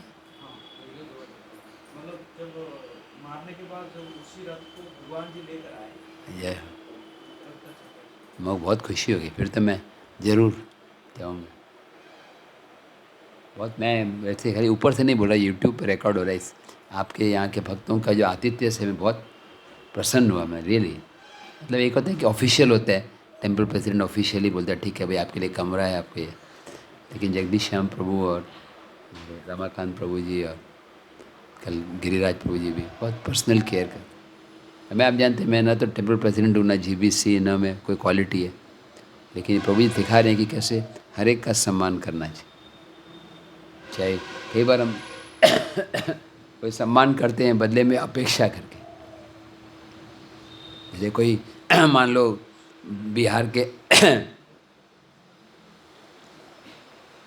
के चीफ मिनिस्टर यहाँ पर आते तो नेचुरली हम रिस्पेक्ट करेंगे, हमारी अपेक्षा होती है कि कल को कुछ हेल्प ज़रूरत होगी तो हम मिलेगी। लेकिन एक साधारण व्यक्ति मेरी तरह, उसको भी प्रभु इतना रिस्पेक्टफुली ट्रीट किया, very grateful to him, very Vaishnava etiquette है। तो मैं बतला रहा था कि मिथिला में एक बार भगवान आए थे, मिथिला ही था ना, वहाँ पे एक राजा थे जिनका नाम था बहुलाश्व, और एक ब्राह्मण जिनका नाम था श्रुतदेव। मालूम है आपको? ये कहानी कृष्णा बुक में आती है। आप में से कितने लोगों के पास है कृष्णा बुक हिंदी में? कितने लोग रोज़ खोलते हैं उसको? एक बार एक डिवोटी को मैंने एक चैतन्य चरितामृत सेट दिया था, गिफ्ट दिया, उनको डोनेशन आया था, मैंने दे दिया। फिर एक साल बाद में उनके घर गया, बोला प्रभु जी मध्य लीला भाग 1 निकालो, तो तुरंत उन्होंने चाकू लिया और बॉक्स खोलने लगे। मैंने बोला अरे प्रभु जी आपने खोला नहीं? बोले नहीं, एज इट इज़ रखा है। प्रभुपाद बोलते हैं सब कुछ एज इट इज़ रखना चाहिए। तो इस्कॉन में सबसे बड़ी बीमारी क्या है? प्रभुपाद जी बोलते हैं कि मेरे डिसाइपल्स, मेरे फॉलोअर्स पुस्तक पढ़ते नहीं हैं। तो यहाँ पर तो मुझे खुशी है कि आई थिंक आप जूम ग्रुप में भी लेते हैं ना क्लासेस, जूम ग्रुप में प्रभु जी क्लासेस लेते हैं प्रभुपाद के बुक्स रीडिंग का। आप में से जो चाहें तो मेरा भी एक जूम ग्रुप है जो अभी चल रहा है, जिसमें हम लोग चैतन्य चरितामृत लेते हैं। ऑफकोर्स टाइम मैं रेकमेंड नहीं करूँगी, टाइमिंग क्लैश होता है भागवतम से, लेकिन बाद में से 8 से 10 तक चलता है, तो 9 बजे के बाद आप ज्वाइन कर सकते, या शाम को भी ज्वाइन कर सकते। और बेस्ट जूम ग्रुप से भी ज़्यादा अच्छा है स्वयं सामने बैठ के 2-3 व्यक्ति का ग्रुप बना कर करना, फैमिली में है या ब्रह्मचर्य आश्रम में है, क्योंकि साथ में पढ़ने से क्या होता है थोड़ा डिस्कशन भी हो सकता है। मच्चित्ता मद्गता प्राण बोधयंत परस्परम कथयंतश्च माम नित्य तुष्यंती च रमंती च। डिवोटीज मिलकर कृष्ण कथा कर, सत्ताम प्रसंगात मवीर्य संविद। एक डिवोटी बोलती प्रभु जी आप बोल रहे रोज़ भागवत के लिए आने के लिए, घर में यहाँ आने की क्या जरूरत है, मैं घर में ही पढ़ सकता हूँ, आने जाने का समय आ गया। अभी स्कूल में विद्यार्थी होते हैं, कॉलेज में जाते हैं, मेडिकल कॉलेज में क्यों जाते हैं? बस किताबें खरीदी करके डॉक्टर बन सकते हैं? नहीं, अगर हॉस्पिटल में ट्रेनिंग नहीं लेते, खाली किताबें पढ़ते हैं और ट्रीटमेंट शुरू करते हैं, तो जो भी आएगा वो राम नाम सत्य है ना, पेशेंट ऊपर चला जाएगा, क्योंकि ट्रीटमेंट पता ही नहीं। तो भक्ति जो है बहुत साइंटिफिक चीज़ है। साइंस में होता है ऐसे करना ये फल होगा, थोड़ी गलती की तो अलग फल होगा। ऐसे ही भक्तों का संग महाप्रभु ने जोड़ दिया 5 चीज़ों के ऊपर: साधु संग, नाम कीर्तन, भागवत श्रवण, मथुरा वास, श्री मूर्तिर सेवन। साधु संग, क्योंकि एक्चुअली नाम जप सबसे इम्पोर्टेंट है। मैं नाम जप पे जोर देता हूँ, लेकिन जब तक साधु संग नहीं है तो नाम जप हो ही नहीं सकता। अकेले नाम जप करना बहुत मुश्किल है। जैसे मेरा हेल्थ आप देख रहे हैं डाउन है, आज भी मैं 2-1:30 बजे से उठा हूँ, रात को मेरे को नींद नहीं होती, तो मेरा जप आज नहीं हो रहा था, मैं बहुत दुख लग रहा था। लेकिन प्रभु जी बाजू में बैठे थे, जगदीश प्रभु, और दूसरी तरफ हर्ष प्रभु इतना अच्छे से जप कर रहे थे, हालांकि बीच में झपकी लग भी रही थी। तो जगदीश प्रभु का पावरफुल जप था, तो मैं जब भी बोल नहीं पाता तो मैं सुन रहा था। तो संग में जप करने की ज़्यादा महत्व होता है, और अंतिम समय तो बहुत ज़रूरत होगी। अंतिम समय क्या होता है, बोलने की शक्ति नहीं रहती। आपको शायद मालूम होगा, 1-1.5 महीने पहले परम पूज्य कदम कानन महाराज चले गए, है ना। एक महीने से थोड़ा ज़्यादा हुआ, 11 मार्च है ना, 10-11 मार्च। हाँ क्या? हाँ वही 10 मार्च थे, 10 या 11 मार्च थे। तो वो इतने सिंसियर डिवोटी, इतने बड़े लीडर, इतने लोगों को यात्राओं पे ले जाते, प्लस यूरोप में प्रचार करते, लेकिन वो भी आखिरी दिनों में जप करने में बहुत तकलीफ हो रही थी। फिर भी वो 16 माला करने में उनको 8 घंटे लग रहे थे, फिर भी वो कर रहे थे। उनके गुरु महाराज परम पूज्य जयद्वैत महाराज, और जयद्वैत महाराज के गुरु महाराज प्रभुपाद है। जयद्वैत महाराज को बोले, देखो अभी आपको बहुत कष्ट हो रहे हैं, तो आप कम कर लो, अब 2 घंटे कर लो, जितना भी हो जाए, भगवान तो हृदय की बात जानते हैं। अभी मुझे कोई मेरे गुरु महाराज साहब बोले आप कम कर दो, कितनी खुशी हुई, थैंक यू गुरु महाराज, आप कितने दयालु हो, है ना, आप सही में दयालु हो, है ना। मैं लेकिन कदम कानन महाराज रोने लग गए। वो बोले, महाराज आप मेरे गुरु हो, आप मेरे को ऐसा ऑर्डर मत करो, आप बोलो तो मुझे कम करना पड़ेगा, लेकिन प्लीज़ यही तो मेरी एक सेवा है जो मैं कर सकता हूँ इससे, प्लीज़ अलाउ मी। कितना भी कष्ट, कितना ग्लोरियस डिपार्चर है, आखिर समय तक कृष्ण भावना। मेरा सौभाग्य था कि मैं राधाष्टमी के दिन उनको, वो वृंदावन में आए थे राधाष्टमी के 2 दिन पहले, उस प्लान से कि अब मैं वृंदावन छोड़ के नहीं जाऊँगा। पता चल गया था डॉक्टरों कैंसर है और लास्ट स्टेज आ रहा था, तो मैं उनसे मिलने गया। तो मैंने बोला कि महाराज जी मुझे बहुत दुख हो रहा है कि मैं, आपका ऐसी स्थिति है, मैं प्रार्थना करूँगा। तो बोले कोई बात नहीं, मैं भी आपके लिए प्रार्थना करूँगा, क्या इसमें डरने की बात है। भक्ति सिद्धांत ठाकुर 62 साल की उम्र में शरीर छोड़ दी, 62। शिला भक्ति विनोद ठाकुर करीब 70 से ज़्यादा वर्ष रहे, प्रभुपाद 80 वर्ष रहे, तब मेरी भी 70 हो गई है, शरीर जाने का समय आ रहा है। बिल्कुल निडर भाव से जवाब दे रहे थे। मुझे कोई बताए, जैसे मेरा भी हेल्थ डाउन रहता है, एक ड्यूटी ने मजाक में बोल दिया, प्रभु जी आप अगर हेल्थ का ख्याल नहीं रखोगे तो बहुत ज़्यादा साल नहीं टिकोगे। तो मैं बहुत सीरियस हो गया, डर गया, नहीं ऐसा मत बोलो। तो बोला ठीक है, मैं प्रसाद लूँगा, थोड़ा बॉइल्ड सब्जी लूँगा, फ्रूट्स लूँगा, कोशिश करो, लेकिन अंत में मृत्यु आनी है। ऐसा कोई डाइट हो तो लेने से अमर हो जाए तो फिर तो बहुत पॉपुलर हो जाए। तो डॉक्टर बोले एक इंजेक्शन है, दवाई है, तो लेने से व्यक्ति अमर हो जाता है, तो करोड़ों रुपए में बिकने लगेगा। लेकिन प्रॉब्लम क्या, ऐसी दवाई है नहीं, होती तो पहले डॉक्टर खुद ले लेते।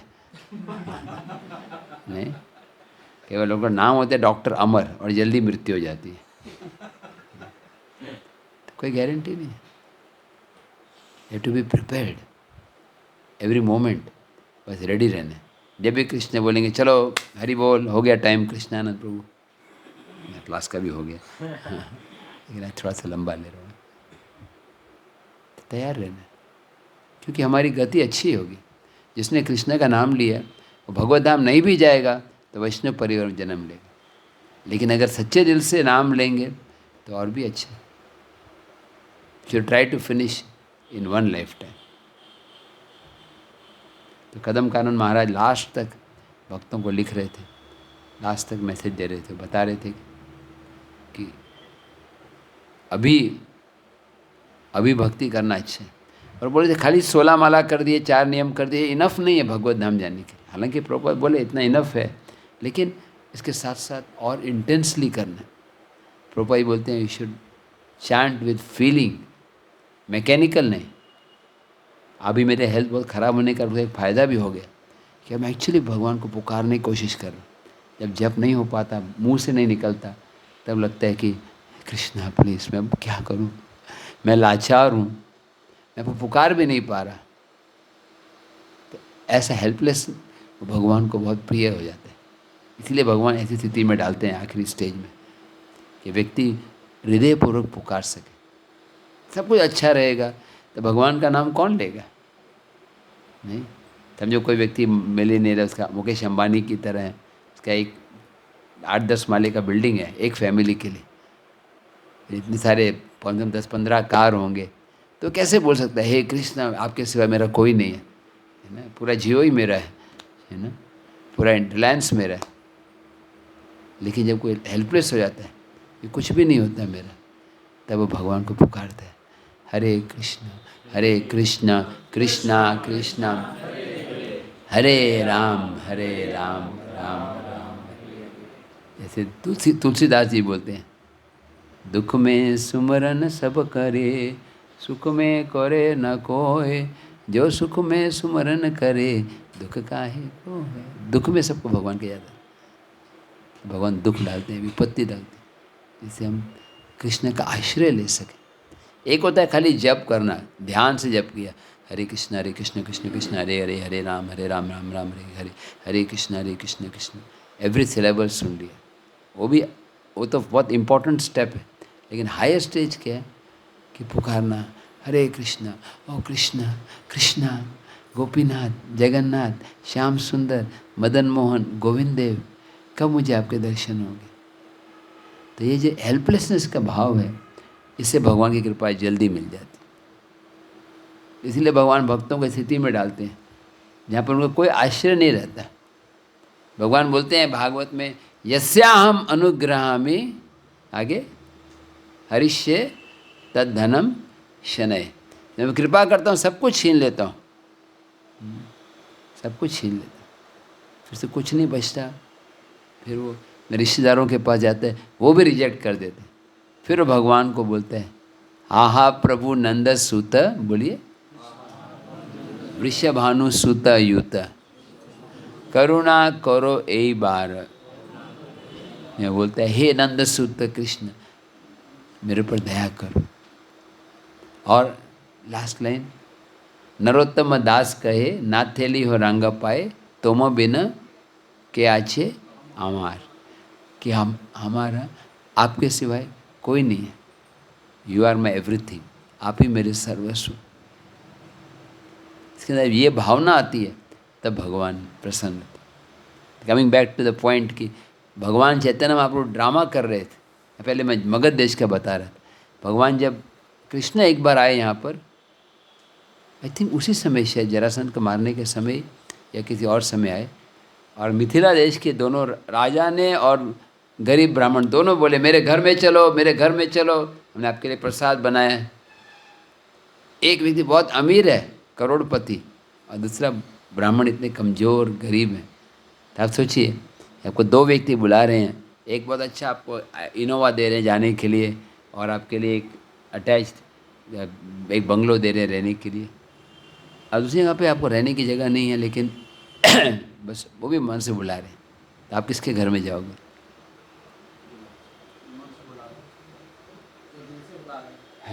जो दिल से बुला रहे हैं। और अगर दोनों दिल से बुला रहे हैं, तब किसी एक के पास जाओगे जहाँ गुलाब जामुन है, सॉरी आज रसगुल्ला है ना। लेकिन भगवान कृष्ण किसके घर में गए? दोनों के घर में गए। आपने नहीं सुनी ये कहानी? भगवान दो बन गए, कृष्ण दो बन गए, बलराम जी दो बन गए, सब अलग अलग बन गए।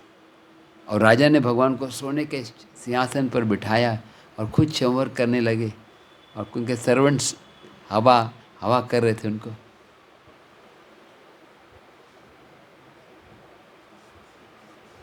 और फिर भगवान साथ साथ गरीब ब्राह्मण के घर गए। कोई आसान ही नहीं था, बस एक चटाई पे बिठा दिया, और कब भगवान को पंखा भी नहीं था, अपने ही ऊपर शरीर का भाग लेके ऐसे उत्तरीय को ऐसे करने लगे। भगवान उनसे भी उतने ही खुश थे। भगवान की भक्ति में भाव ज़्यादा इम्पोर्टेंट है। कई बार इस्कॉन में क्या होता है, हम रिजल्ट्स पे जोड़ देते हैं कि मैंने 1000 गीता किया, तुमने कितने 10 चिल्लर है ना। मेरा देखो मैं हनुमान हूँ। एक बार हनुमान और गिलहरी में भी हुआ था, है ना कहानी। हनुमान जी बड़े बड़े पत्थर लेकर फेंकते, उस पर लिखा होता था जय श्री राम। बोलिए, अब डरिए मत, ये बंगाल नहीं, बंगाल में लोग राम बोलने से डरते हैं कई बार। जोर से बोलिए जय श्री राम, जय श्री राम। आप लोग, मैं रेकमेंड करता हूँ, आप प्रभु जी का रामायण कितने लोगों ने सुना? प्रभु जी ने मार्च 24 से 29 दिया था ना, देखो मेरे को याद भी हो गया, डेट पोस्टर देखा था। तो हनुमान जी बड़े बड़े शिला लेकर पानी में फेंक रहे हैं और शिला तैर रही है। क्यों तैर रही है शिला? नाम की शक्ति से। नाम में कितना पावर है। अगर मुझे और आपको नाम की शक्ति मालूम होती ना, तो हम उसके ऊपर इतने आसक्त हो जाते। हम कांच के टुकड़े में समय बेकार कर रहे हैं। ये प्रतिष्ठा, मान, कितने लोग मेरे प्रोग्राम में आ रहे हैं, प्रसिद्धि प्राप्त करना या पैसे धन कमाना, घर बढ़ाना, ये सब चीज़ें यहीं रह जाएंगी। जब मैं छोटा था, बम्बई में हमारे यहाँ जहाँ राधा रास बिहारी मंदिर जाता था, जहाँ मुझे प्रभुपाद जी के दर्शन हुए, तो 15 साल की उम्र थी। लेकिन उससे भी छोटी उम्र में, 2-3-4 साल की उम्र में बच्चे समुद्र के किनारे रेती के घर बनाते। देखा है तुमने? बच्चों को आदत होती, बनाते एकदम, पता जी बहुत अच्छा है, ये मेरे पिताजी के लिए मेरा बेडरूम है, ये मेरा प्ले रूम है। और अचानक क्या होता है, समुद्र की लहरें आती हैं, निताई गौर प्रेमानंदे, पूरा डिमोलिश हो गया, है ना, जेसीबी से नष्ट हो गया। तो माता पिता हंसते हैं, बच्चा रोने लगता है कि मेरा नष्ट हो गया, माता पिता हंसते हैं, तो पहले ही होने वाला था। ऐसी जो चीज़ से हम आसक्त हैं, वो वास्तव में पहले से नष्ट होने वाली। साधु पुरुष सन्यासी समझते हैं, और जब हम रोने लगते हैं, ये मर गया वो मर गया, तो वो हंसते हैं। तो खिलौना ही है, पूरी दुनिया ही खिलौना है। टॉय हस्बैंड, टॉय वाइफ, ये खिलौने से खेल रहे हैं। टॉय वेल्थ, यानी जैसे बच्चे को बताए, कई बच्चों को मैं देखा, उनके घर में छोटे 4-4 कार होते हैं खेलने के लिए, आसक्ति होती है, इसके बाद 6 कार है। तो मटेरियल वर्ल्ड में भी ऐसे लोग लड़ रहे हैं भौतिक चीज़ों के लिए। लेकिन भगवान राम भक्ति से प्रसन्न होते हैं। हनुमान जी बड़े बड़े पत्थर फेंक रहे थे, गिलहरी क्या बोलते थे, क्या डाल रहे थे? दाने डाल रहे थे। तो भगवान राम किससे ज़्यादा खुश हुए, हनुमान जी से या गिलहरी से? भगवान बोले हनुमान जी को, तो अभिमान मत करो, तुमसे मैं उतना ही खुश हूँ जितना गिलहरी प्रभु से, गिलहरी माता जी से। उनमें प्रभु जी माता जी होता होगा नहीं? तो भगवान, इसको हमें क्या होता है, हम कंपटीशन की भावना आती है कई बार, उसके कारण लोग मंदिर छोड़ देते हैं कि मेरे को तो कोई पोजीशन ही नहीं है, मेरे को मेरी सेवा का ज़्यादा मान सम्मान नहीं हो रहा। वो पहली बार है, उसको 3 बार हरी बोल बोला। मैं रोज़ 6 घंटे किचन में सेवा कर रहा हूँ, किसी ने हरी बोल बोला ही नहीं मेरे को, है ना। वी बिकम, नहीं सही में फीलिंग्स आते हैं कई बार। हमें जानना है कि परमात्मा हृदय में, वो मेरी सेवा से प्रसन्न है। कई बार हम सेवा ज़्यादा करते हैं और रिकग्निशन नहीं मिलता, और कोई नई सेवा करते उसके बाद रिकग्निशन मिल रहा है। तो परमात्मा के हाथ में, परमात्मा हर व्यक्ति को अपने कर्मों के अनुसार फल प्रदान करे। तो भगवान शुद्धदेव के घर गए, और कौन सा राजा था? बहुलाश्व, और दोनों ने भगवान से निवेदन किया, मैं शुद्ध भक्ति दो। भगवान ने दोनों को सेवा दी। और मैं थोड़ा सा चैतन्य लीला करके फिर एंड करूँगा। चैतन्य महाप्रभु ने संन्यास लिया, उसकी कहानी बता रहा था कि चैतन्य महाप्रभु ईश्वरपुरी से मिले, और ईश्वरपुरी ने बोला, नीमाई मेरे पास एक किताब है जो मैं लिख रहा हूँ, जिसका नाम है कृष्ण लीलामृत।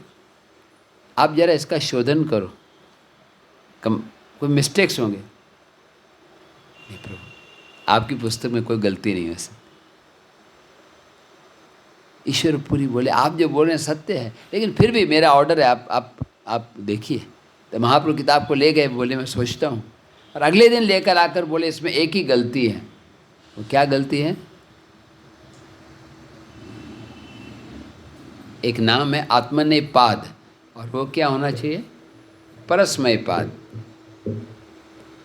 तो ईश्वरपुरी बोले, मैं ज़रा सोच के इस पर बातचीत करना चाहता हूँ, शाम को फिर से मिलना। शाम को मिले तो ईश्वरपुरी ने सिद्ध किया कि बदलने की कोई ज़रूरत नहीं है। निमाई बोले बदलना, बोले नहीं बदलना, बदलना नहीं बदलना, वाद विवाद होने लगा। और अंत में ग्रेट पंडित, निमाई पंडित, जिन्होंने सार्वभौम भट्टाचार्य के धजियाँ उड़ा दिए थे। समझ गए आप धजियाँ उड़ाना? भजिया नहीं, भजिया तो टेस्टी होता है। धजिया उड़ाना मतलब किसी को एकदम चूर चूर कर देना। तो सार्वभौम भट्टाचार्य को अपराजित करने वाले थे चैतन्य महाप्रभु, लेकिन चैतन्य महाप्रभु ने हार मान ली। क्यों हार मान ली चैतन्य महाप्रभु ने? क्योंकि दिखाना चाहते थे कि मैं भी अपने भक्तों से पराजित होने में आनंद लेता हूँ। अहम ही भक्त पराधीनो, भगवान बोलते हैं मैं भक्तों के प्रेम के अधीन हूँ, न ही स्वतंत्र। साधवो हृदय मय्यम, साधु मेरे हृदय में रहते हैं, मैं साधु के हृदय में रहता हूँ। वो मेरे सिवाय किसी को नहीं जानते और मैं भी उनके सिवाय किसी को नहीं जानता। ये भक्त और भगवान में गहरा रिलेशन। तीन चीज़ें इंपॉर्टेंट है, एक भक्त, भगवान और भक्ति।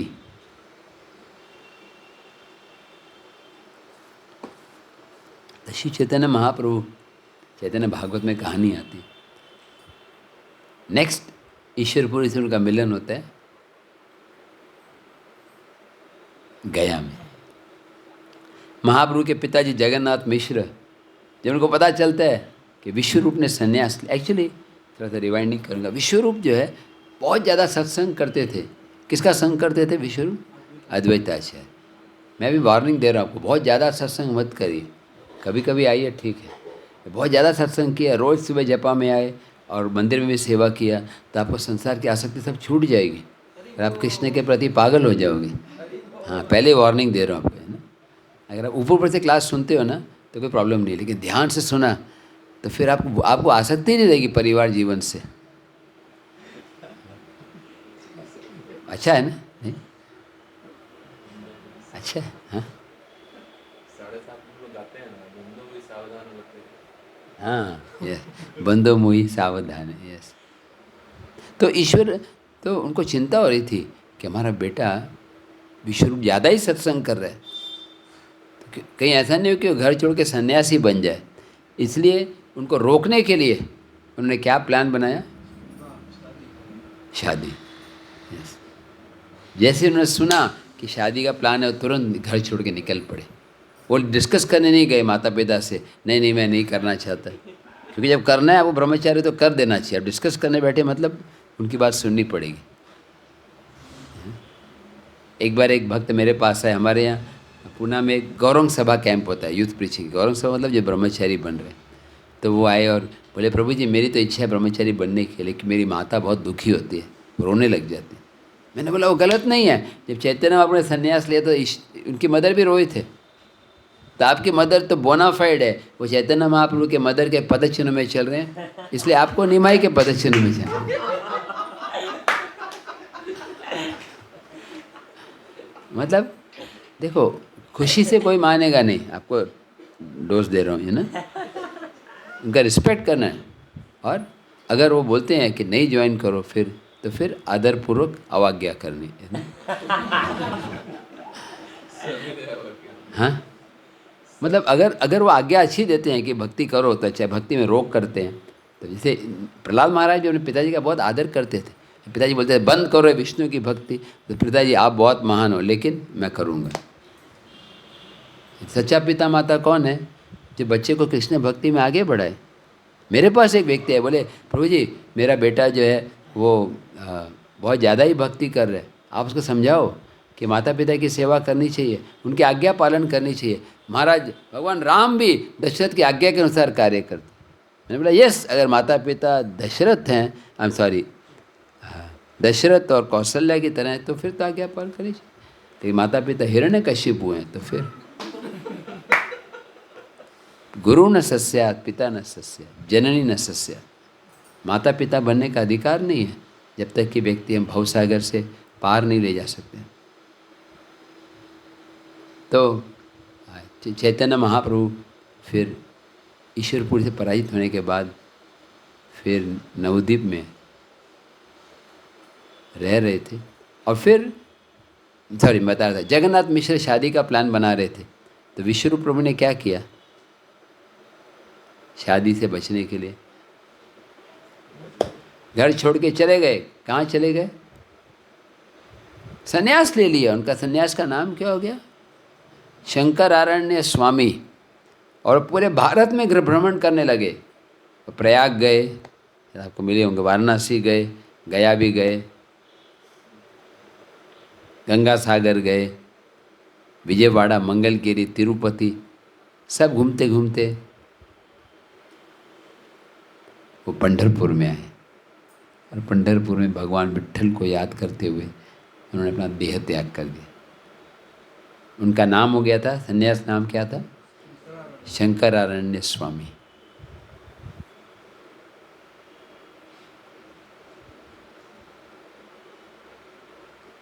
अब जगन्नाथ मिश्र को और चिंता होने लगी कि हमारा बेटा एक सन्यासी बन गया, कहीं दूसरा भी नहीं चला जाए हाथ से। इसलिए उन्होंने क्या प्लान बनाया कि निमाई की पाठशाला बंद कर देंगे। क्योंकि पाठशाला में जाएगा तो क्या सीखेगा? दुनिया शाश्वत है या अशाश्वत है? अशाश्वत। दुखालय है सुखालय? दुखालय। हमें लगता होगा कि हमारे लिए दुखालय क्योंकि फैसिलिटीज़ लिमिटेड है, लेकिन अमेरिका में कोई रहता होगा पूरा सुखालय रहता होगा। स्वर्गलोक में भी सुखालय नहीं है वास्तव में, कुछ ना कुछ दुख रहते ही हैं। क्योंकि वैकुंठ में वो स्थान है जहाँ पर कोई दुख नहीं। भौतिक दुनिया में कुंठ रहते हैं, या कुछ नहीं भी हो दुख। इंद्र को दुख नहीं है, लेकिन दुख के कहीं दूसरा कोई इंद्र नहीं बन जाए। जब भी कोई यज्ञ करता है तो इंद्र को टेंशन आ जाता है, कितना हो भाई, 99 हो जाओ भाई, घोड़ा चुराओ, है ना। इसलिए इस्कॉन में भी अगर आपको कोई अटैचमेंट है तो डर लगेगा। आपको एक ही पोस्ट लेनी चाहिए, वो है भक्तों के सेवक। गोपीर भरतूर पद कमलयोर दास दासन।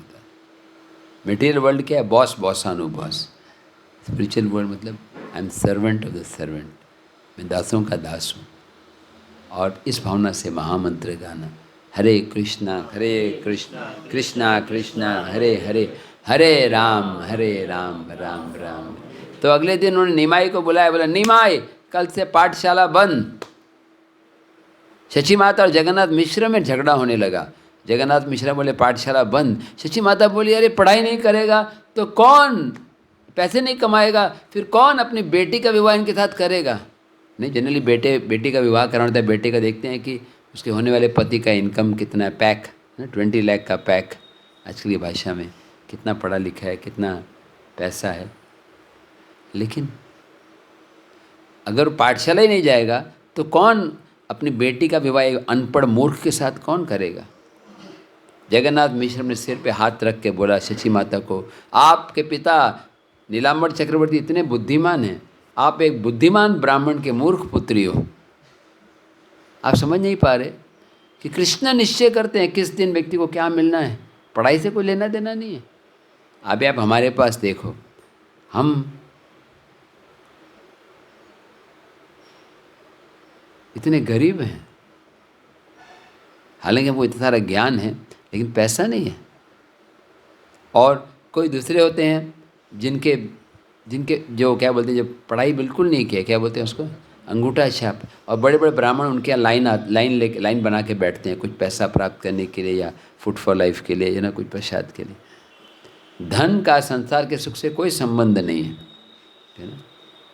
इस तरह से वो समझाते हैं।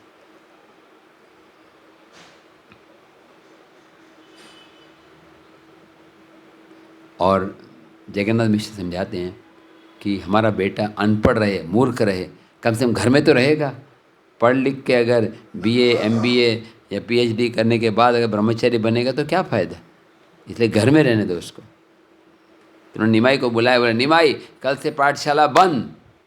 अभी आज के विद्यार्थियों को बोलो पाठशाला बंद तो नाचने लगेंगे, नहीं, कितनी खुशी होती। लेकिन निमाई को बहुत बुरा लगा, बोले ठीक है पाठशाला बंद करते हैं और मस्ती करूँगा। वो क्या करते, एक मित्र के साथ जाते और 2 मित्रों ने ऊपर एक कंबल डाला है, ऐसा लगता है एक बैल चल रहा है, और जाके घरों के पास पेड़ों को हिलाते, सारे फल गिर जाते, कुछ फल उठाते और निकल जाते। कई बार तो निमाई मस्ती करके निकलते और उनके दूसरे साथी पकड़े जाते। एक बार तो निमाई पकड़े गए, उन्होंने बोला प्लीज़ मेरे को छोड़ दो, मैं मस्ती फिर से नहीं करूँगा। तो ऐसे बहुत शरारत करने लगे। और एक बार उन्होंने क्या किया, जो घर, कुछ लोगों के घर के जो बाहर का दरवाज़ा है, रात को अर्धरात्रि में लॉक्ड। हरी हरी हरी हरी हरी हरी हरी हरी हरी हरी, ठीक है, ट्रैफिक पुलिस की आवाज़ है। अभी आप सोचिए उस ज़माने में क्या था, वैदिक सभ्यता बहुत अच्छी सभ्यता थी। आजकल क्या होता है, मैं सिंगापुर में गया था, किचन के अंदर से रास्ता आता है टॉयलेट जाने के लिए। और फ्लैट्स में भी कई बार सामने किचन, इस तरफ टॉयलेट, क्या दर्शन होगा, क्या कॉन्शियसनेस होगा। लेकिन पहले क्या होता था, टॉयलेट बाहर होता था, कॉमन टॉयलेट। अटैच का सिस्टम ये अभी आया है। तो अब प्रॉब्लम क्या होगा, अगर रात को दरवाज़ा बंद किया है तो सुबह उठने के बाद, 500 साल पहले अभी हो, प्रकृति तो सेम है, चाहे ब्रह्मचारी हो, गृहस्थ हो, नॉन डिवोटी हो, हिंदू मुसलमान, सबको जाना पड़ता है। इवन मोदी जी भी बोले मैं नहीं जाऊंगा, नहीं आपको जाना ही पड़ेगा। अच्छा टॉयलेट होगा, एसी टॉयलेट होगा, लेकिन जाना तो पड़ेगा ही।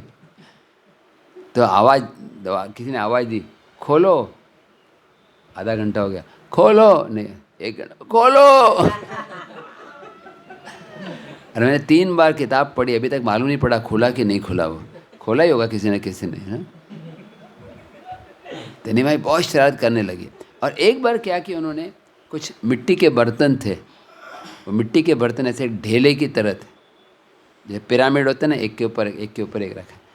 और महाप्रभु बहुत सुंदर लग रहे थे, उनके ऊपर जाकर बैठ गए। ये जगन्नाथपुरी में जैसे मिट्टी के बर्तन होते हैं, उसी में खाते हैं, फिर रिजेक्ट किए जाते हैं। तो बर्तन में से कुछ जिनमें ब्लैकिश सूट था, वो निमाई के ऊपर लगा हुआ था, बहुत सुंदर लग रहे थे। गोल्डन के ऊपर ब्लैक बहुत अच्छा लगता है कॉम्बिनेशन। स्वर्ण रंग के निमाई पंडित और काले काले निशान से लगते हैं कि जैसे चंपक फूल के ऊपर भंवरा घूम रहा है। और आसपास के सब स्त्रियाँ बोले, निमाई नीचे उतरो, नीचे उतरो। तो निमाई बोले, मेरी पाठशाला बंद है, पाठशाला शुरू करो, फिर मैं आऊँगा। इतने में शची माता को रिपोर्ट मिला। शची माता बोले, निमाई नीचे आओ। अरे तुम ब्राह्मण के बेटे हो, जानते हो नहीं अपवित्र स्थान है। निमाई बोले, माँ अगर पाठशाला नहीं जाऊँगा तो कैसे मालूम पड़ेगा पवित्र क्या है अपवित्र क्या है। मेरे दृष्टि में सब कुछ एक है, एकम ब्रह्म द्वितीय नास्ति। इस बार वो कौन से अवतार के भाव में आ गए, सब कुछ एक है। दत्तात्रेय, दत्तात्रेय नाम सुने, दत्तात्रेय के भाव में। तब आसपास की स्त्री सची माता बोले, निमाई नीचे आ जाओ, ये गंदी जगह है। निमाई बोले, माँ ये अच्छा और बुरा ये काल्पनिक मन की कल्पना है, सब कुछ भगवान से आ रहा है, सब पवित्र है। और मान लो ये पवित्र है भी तो मैं परम पवित्र हूँ, मेरे संपर्क में आने से वो अपवित्रता चली जाएगी। तब वो सोचने लगे अभी क्या जवाब दें। आसपास के नेबर्स के स्त्रियाँ आए, बोले निमाई नीचे आओ। नहीं नहीं, पहले पाठशाला शुरू करो। निमाई नीचे आ जाओ, अगर पाठशाला नहीं शुरू की फिर से ऊपर चढ़ जाना। तो निमाई नीचे आ गए। और शाम को जब जगन्नाथ मिश्र आए, शची माता ने पूरी कहानी बताई। तो निमाई जगन्नाथ मिश्र को बोला कि अगर आप पाठशाला शुरू नहीं करोगे तो बहुत तकलीफ़ होगी। जगन्नाथ मिश्र बोले, कोई बात नहीं, सबको बुलाया। बोले, आप सब तो हमारे प्राण हो, आपकी इच्छा है तो पाठशाला शुरू करते हैं। निमाई फिर से खेलने लगे। और अभी लास्ट पार्ट है ये स्टोरी का, समय हो रहा है। निमाई अब फिर से शरारत करने लगे, लेकिन अब उनके भाई गुजर गए थे, लेकिन जिम्मेदारी बहुत थी। एक दिन जगन्नाथ मिश्र ऐसे लेटे हुए थे और शची माता बाजू में थे, सोए थे। अचानक वो रात को उठे, ओ कृष्णा, नहीं नहीं कृष्णा, मेरा बेटा निमाई वो घर छोड़ के नहीं जाए, बस यही आशीर्वाद दो। शची माता उठ के बोले, क्या हुआ? बोले, मैंने एक स्वप्न देखा। क्या देखा? हमारा निमाई पंडित भी क्या हो गया, वो भी जगदीश श्याम की तरह हेड शेव कर दिए और हजारों लोगों को जगन्नाथपुरी ले जा रहे हैं और स्त्री पुरुष और बच्चे मिलकर गा रहे हैं, हरे कृष्णा कृष्णा कृष्णा हरे हरे, हरे राम राम राम हरे। मुझे डर लग रहा है कहीं ये भी विश्वरूप की तरह रॉन्ग लाइन पे नहीं लग जाए, सन्यासी नहीं बन जाए। सच्ची माता बोली घबराने की बात नहीं है, हमारा बेटा निमाई तो पढ़ाई से इतना आसक्त है, कोई ज़रूरत नहीं है घबराने की, वो घर छोड़कर नहीं जाएगा। जगन्नाथ मिश्र बहुत दुखी थे। उतने में निमाई को और एक सपना आया। सबको समझ में आ रहा है ना, ये आपका सपना नहीं है, ये आप सुन रहे हैं, है ना। निमाई को कौन दूसरा सपना क्या आया, क्या है सपना में? हाँ, क्या बड़े भाई विश्वरूप आए, बोले चलो आप भी आ जाओ, इस्कॉन गया ज्वाइन कर लो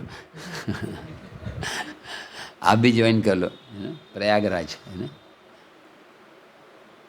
तो मैंने माता पिता को बताया कि मैंने एक सपना देखा। मैंने क्या देखा सपना में? बोले सपना में देखा कि मेरे बड़े भैया मुझे भी बुला रहे हैं। फिर आपने क्या जवाब दिया? मैंने बोला नहीं नहीं नहीं नहीं, मैं माता पिता की सेवा करूँगा, इससे भगवान लक्ष्मी नारायण बहुत खुश होंगे और फिर मुझे आशीर्वाद मिलेगा। कई बार लोग सोचते हैं निमाई ने संन्यास लिया मतलब अन्याय किया, कि संन्यास लेने के बाद भी निमाई अपनी माता का देखभाल करते थे। तो मैं वो कहानी संन्यास की बता रहा था।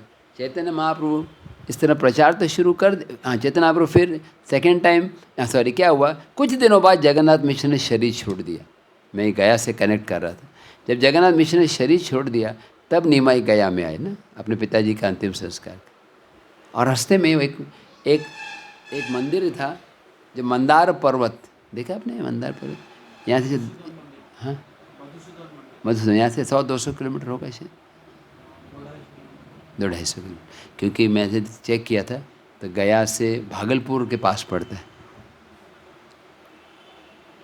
तो महाप्रभु मंदिर में दर्शन करने गए, मधुसूदन मंदिर अभी भी है, आप गए वहाँ पर? अब मेरे को लेके जाना एक बार। और कोई भक्त गए वहाँ पे? ये सब एक लाइन में है। थोड़ा आगे गए मधुसूदन का स्थान है, फिर कनाई नटशाला, थोड़ा आगे गए तो एक चक्र, थोड़े और आगे गए तो पानी हट्टी, आगे गए तो कलकत्ता प्रभुपाद जन्म स्थान, और फिर वहाँ से घूम के फिर गया एक सर्कल हो जाता है। लेकिन यहाँ से लेके धनबाद तक में कोई तीर्थ नहीं है ना, ये लाइन के ऊपर नहीं।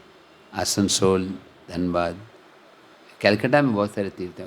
उद्धरण दत्त के स्थान है जहाँ पे प्रभुपाद जी के एंसेस्टर रहते थे, डे फैमिली। तो महाप्रभु फिर, हाँ मैं बता रहा था कि चैतन्य महाप्रभु ईश्वरपुरी से सेकेंड टाइम यहाँ मिले, वही मंदिर। कल मेरा सौभाग्य था, रमाकांत प्रभु जी में लेके गए। 2009 में एक बार मैं आया था, मेरे पिताजी ने शरीर छोड़ा था, लेकिन बहुत शॉर्ट विजिट था। लेकिन इस बार प्रभु जी मुझे सब दिखाए, कैसे मेन मंदिर, बाजू में नरसिंह मंदिर, शिव जी का मंदिर। बहुत इंस्पिरेशन लगा ये स्थान में जाना, क्योंकि एक कहानी है कि एक राक्षस था गयासुर, और वो असुर परिवार से था, लेकिन इसने बहुत तपस्या की। वो देख रहा था कि असुरों को अच्छी गति नहीं मिल रही, तो एक अंगूठे के ऊपर 10,000 साल से ज़्यादा तपस्या की, और फिर भगवान से ये प्रार्थना की कि मेरे शरीर पे आप लीला करो और जो भी यहाँ है उसको मोक्ष मिल जाए। ऐसे भगवान उसका वध किया, लेकिन उसका उद्धार भी किया। बहुत बहुत सौभाग्य है आप सब भक्तों का, आप ऐसे तीर्थ में रह रहे हो, और वो तीर्थ और भी तीर्थ बन गया कि चैतन्य महाप्रभु यहाँ पर है।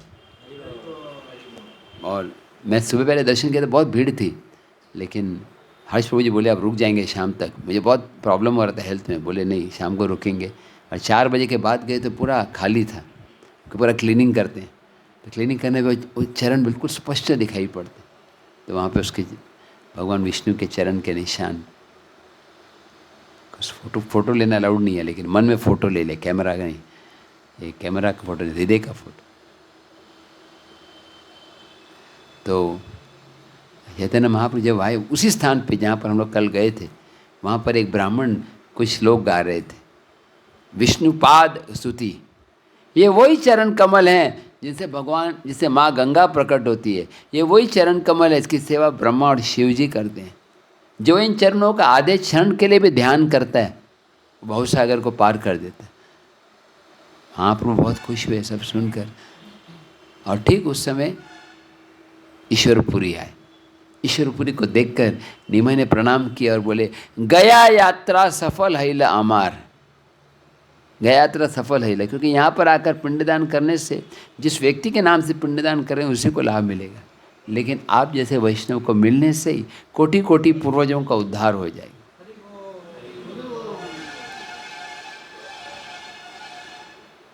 तब ईश्वरपुरी बोले, नहीं भाई, मैं जानता हूँ तुम कृष्ण के अवतार हो। मैंने पहली बार आपको नवद्वीप में देखा, तब से मेरे मन में और कुछ आ ही नहीं रहा, आपके ही विचार आ रहे हैं।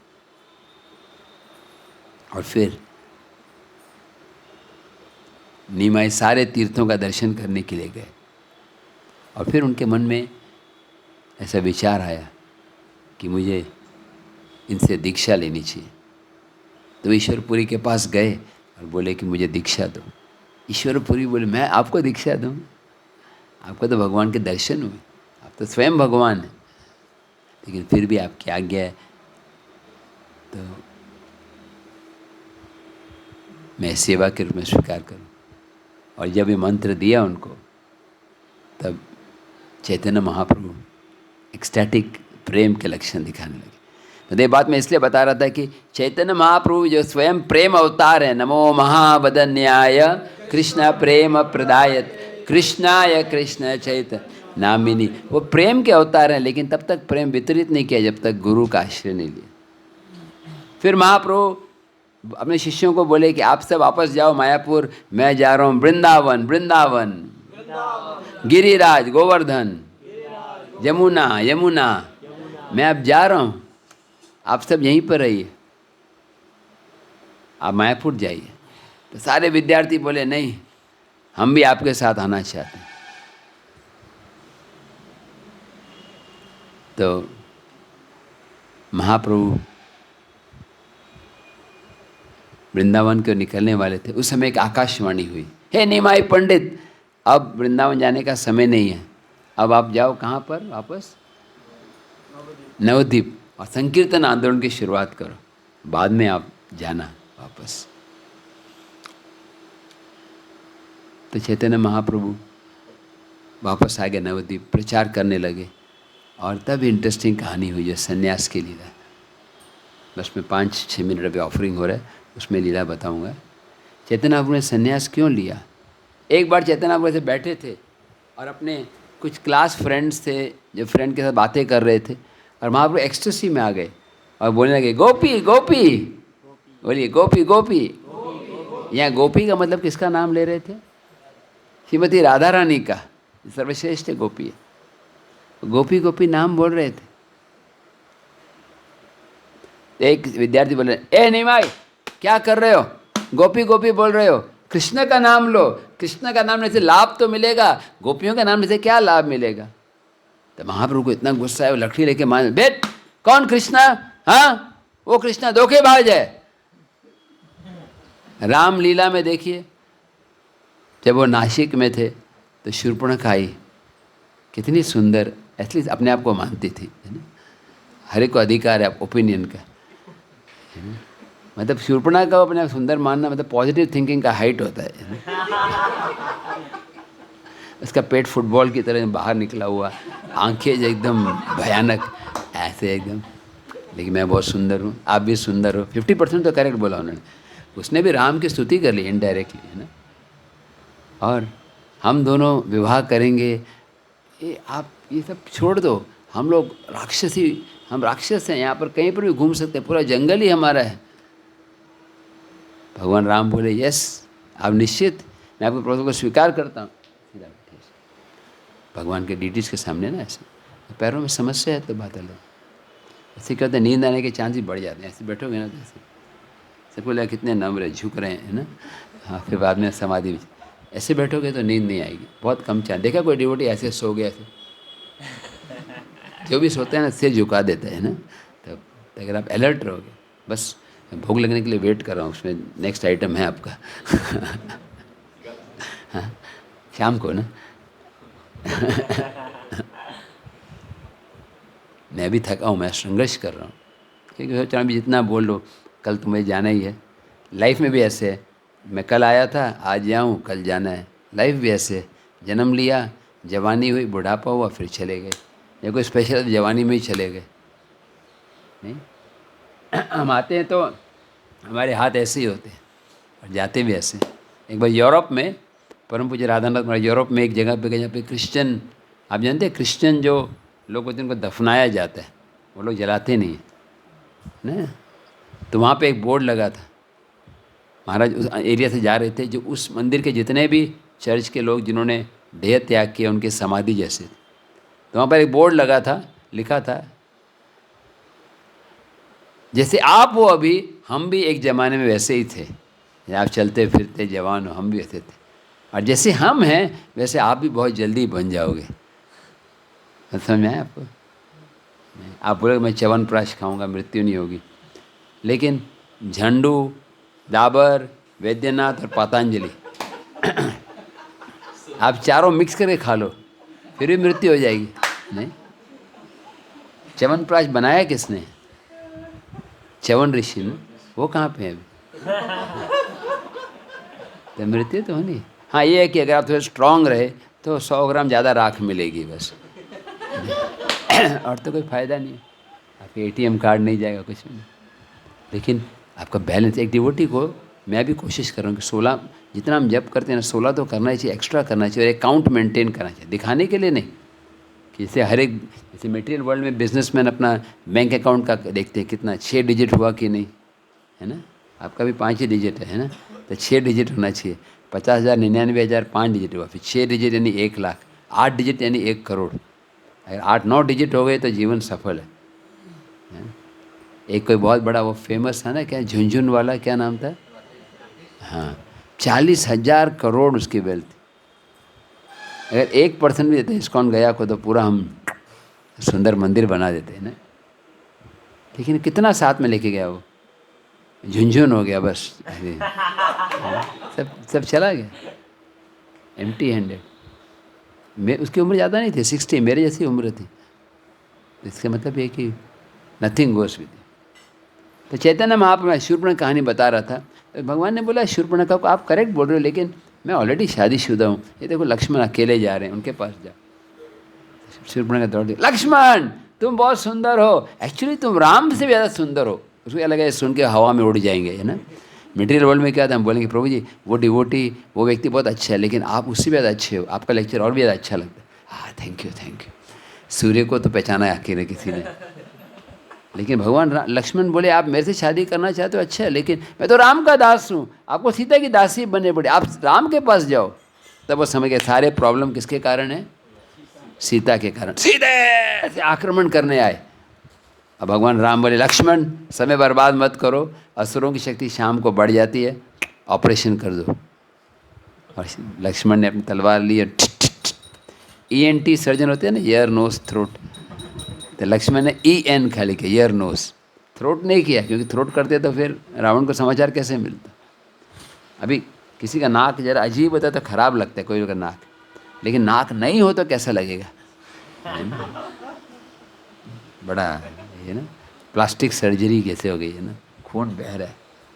और फिर मतलब यहाँ वो चैतन्य महाप्रभु क्या बोल रहे हैं कि राम को शूर्पणखा का विवाह कर लेना चाहिए था, भगवान राम ने धोखा दिया, अकॉर्डिंग ये तो एक्सटेसी में बोल रहे हैं। और वो धोखेबाज वामन देव के रूप में आए और क्या मांगा, 3 कदम जमीन और 1 कदम से सब कुछ, पूरा धरती, पूरा गया, आपका लॉकर, आपका फ्लैट भी, प्रयाग भी, सब आपने लड्डू संभाल के रखे, वो सब चले गए एक पैर में।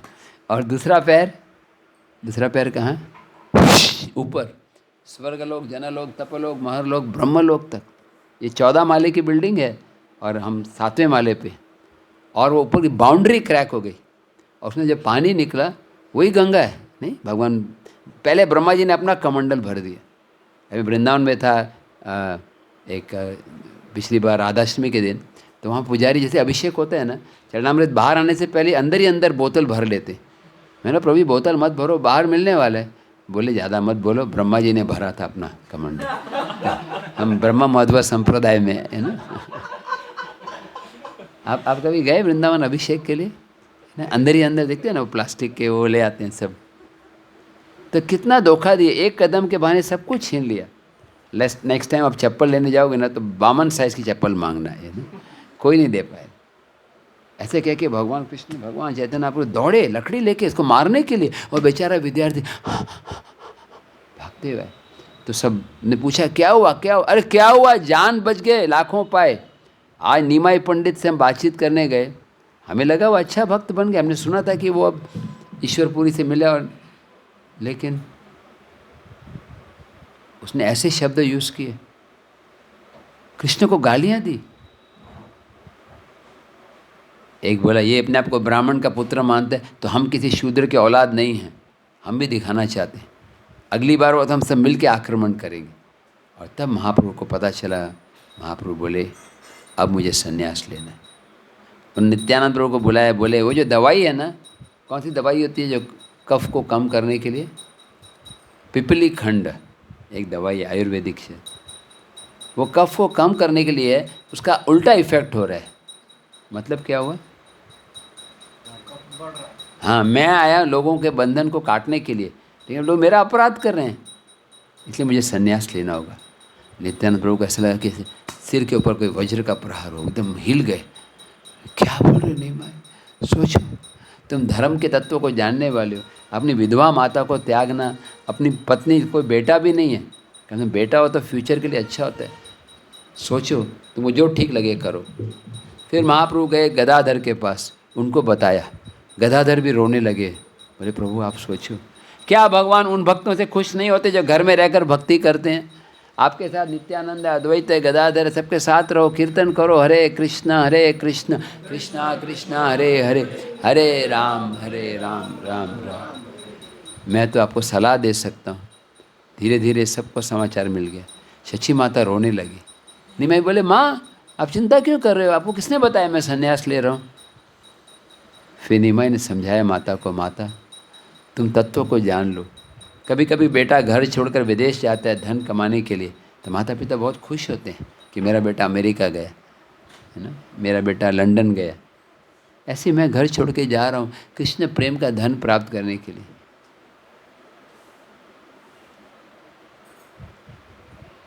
हे माता, इस दुनिया में कोई किसी का नहीं है, सब कुछ भगवान का है। जैसे घास के, जैसे मिट्टी के दाने या तिनके पानी में एकत्र होते हैं फिर अलग हो जाते हैं, ऐसे सब साथ में आते हैं अलग हो जाते हैं। कौन किसका भाई है, बहन है, माता है, पिता है। ट्रेन की तरह, कई बार ट्रेन में हम एक बोगी में साथ में आते हैं, हम एक फैमिली हो जाता है। जब पहले चढ़ा वो बड़ा भाई, जब बाद में चढ़ा वो छोटा भाई, और जैसा स्टेशन आया मतलब मृत्यु हो गई। कोई पहले चढ़ के बाद में उतरता है, कोई बाद में चढ़ के पहले उतर जाता है। नहीं, ये फैमिली की तरह। अपनी माता को समझाना कि आप नहीं जानते तुम कौन हो, पूर्व जन्म में तुम देवहूति थे और मैं तुम्हारा पुत्र था, मेरा नाम था कपिल। तुम ही कौशल्या के रूप में थे और मैं तुम्हारा बेटा राम था, और जब तुम यशोदा देवकी के रूप में आए तो मैं कृष्ण के रूप में था। कृष्ण के रूप में तुमने मेरी भक्ति की और मैं प्रकट हुआ, मेरा नाम था कृष्णी गर्भ। और लास्ट बताया किसका? अदिति। जब तुम अदिति के रूप में थे तब मैं तुम्हारा पुत्र था वामन। आप चिंता मत करो, बहुत जल्दी मैं लौट कर आऊँगा। फिर जब संन्यास का दिन आया, मकर संक्रांति, बहुत सारे डिवोटीज आए, कोई फूल माला ले आया, कोई मिठाइयाँ लेकर आया, और निमाई ने क्या किया, जो जो माला लाए वो उनको पहना दी, और फिर जो जो प्रसाद था सब बनाया और सबको प्रसाद खिलाया। और महाप्रभु विश्राम करने वाले थे रात के समय। लास्ट में एक भक्त आए, उनका नाम था श्रीधर खोला बेचा। नाम सुना आपने? श्रीधर खोला बेचा। बहुत गरीब थे, केले के पत्ते की दुकान थी। निमाई उसकी दुकान पे आके बोलते क्या दाम है इसका? बोलते 10 रुपये। 10 नहीं 4 में दे दो। श्रीधर बोलता प्रभु आपको विश्वास नहीं होता, आप दूसरों से पूछ लो, आप चेक कर लो अमेज़ॉन फ्लिपकार्ट के ऊपर। तो निमाई बोलते नहीं नहीं, इतने आप इतने अच्छे सप्लायर हो, किसी और से नहीं लूँगा, आपसे ही लूँगा। तो नहीं, लेकिन मैं प्रॉफिट थोड़ा सा ले रहा हूँ। किसके लिए ले रहा हूँ प्रॉफिट? किसकी सेवा के लिए? गंगा। गंगा? अरे गंगा तो मेरे चरणों से आती है, शिव जी मेरे दास हैं, पार्वती मेरी दासी है। ये सुन के वो आश्चर्य होते बोले क्या बकवास कर रहे हो? छोटे बच्चे बड़े होते हैं, समझे? यहाँ कोई डिवोटी बोलता है अरे शिव जी मेरे नौकर है, मालूम है आपको, इंद्र मेरे झाड़ू लगाता है, तो बोलेंगे ये क्या पागलपन है? और फिर डर के मारे सोचते हैं, जबरदस्ती लेके बोले ले जाओ, कुछ नहीं दाम, ले जाओ। श्रीधर बोले, मानी महाप्रभु बोले श्रीधर तुम गरीब हो? लोग तुमको गरीब मानते हो? गरीब थे।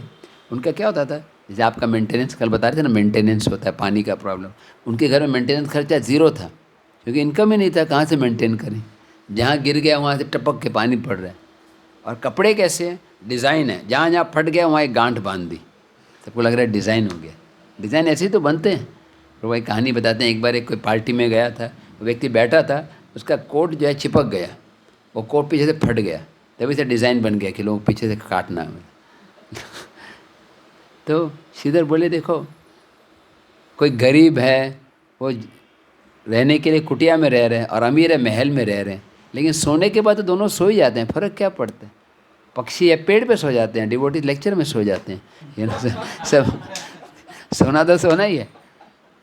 अभी आज कोई नहीं सो रहा था, मैं इससे पहले के बता रहा था, आज तो सब लोग अलर्ट थे, क्योंकि छोटे ग्रुप में नहीं होता। और लास्ट में, ये लास्ट पॉइंट है आज के लेक्चर का, महाप्रभु बोले श्रीधर मैं दिखाऊंगा तुम्हारे पास क्या संपत्ति है। और जब चांद काजी का उद्धार किया, हमने सुनी है कहानी, एक पुराना लोटा था श्रीधर के पास, इतना पुराना था कि अगर चोर भी चुरा ले जाता अगले दिन वापस दे जाता, लेकिन नाम भी खराब हुआ, चोरी की कोई वैल्यू ही नहीं। और वो फटा हुआ टूटा हुआ वो बर्तन से भगवान पानी पीने लगे। श्रीधर बोले प्रभु क्या कर रहे हो आप, मुझे मार रहे हो? नहीं नहीं नहीं, मैं मार नहीं रहा, आपको दिखा रहा हूँ कि मेरे भक्त की कितनी वैल्यू है। और पीने के बाद बोले आज मुझे कृष्ण प्रेम का अनुभव हुआ पहली बार।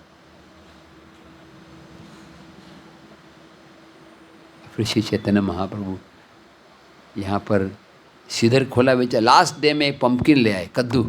महाप्रभु जी अभी क्या करेंगे, रात का टाइम हो गया, तो कोई दूध लेकर आया, दूध और कद्दू का भी एक स्वीट बनता है, उसको घिस के एकदम बहुत स्पेशल स्वीट, नेक्स्ट टाइम।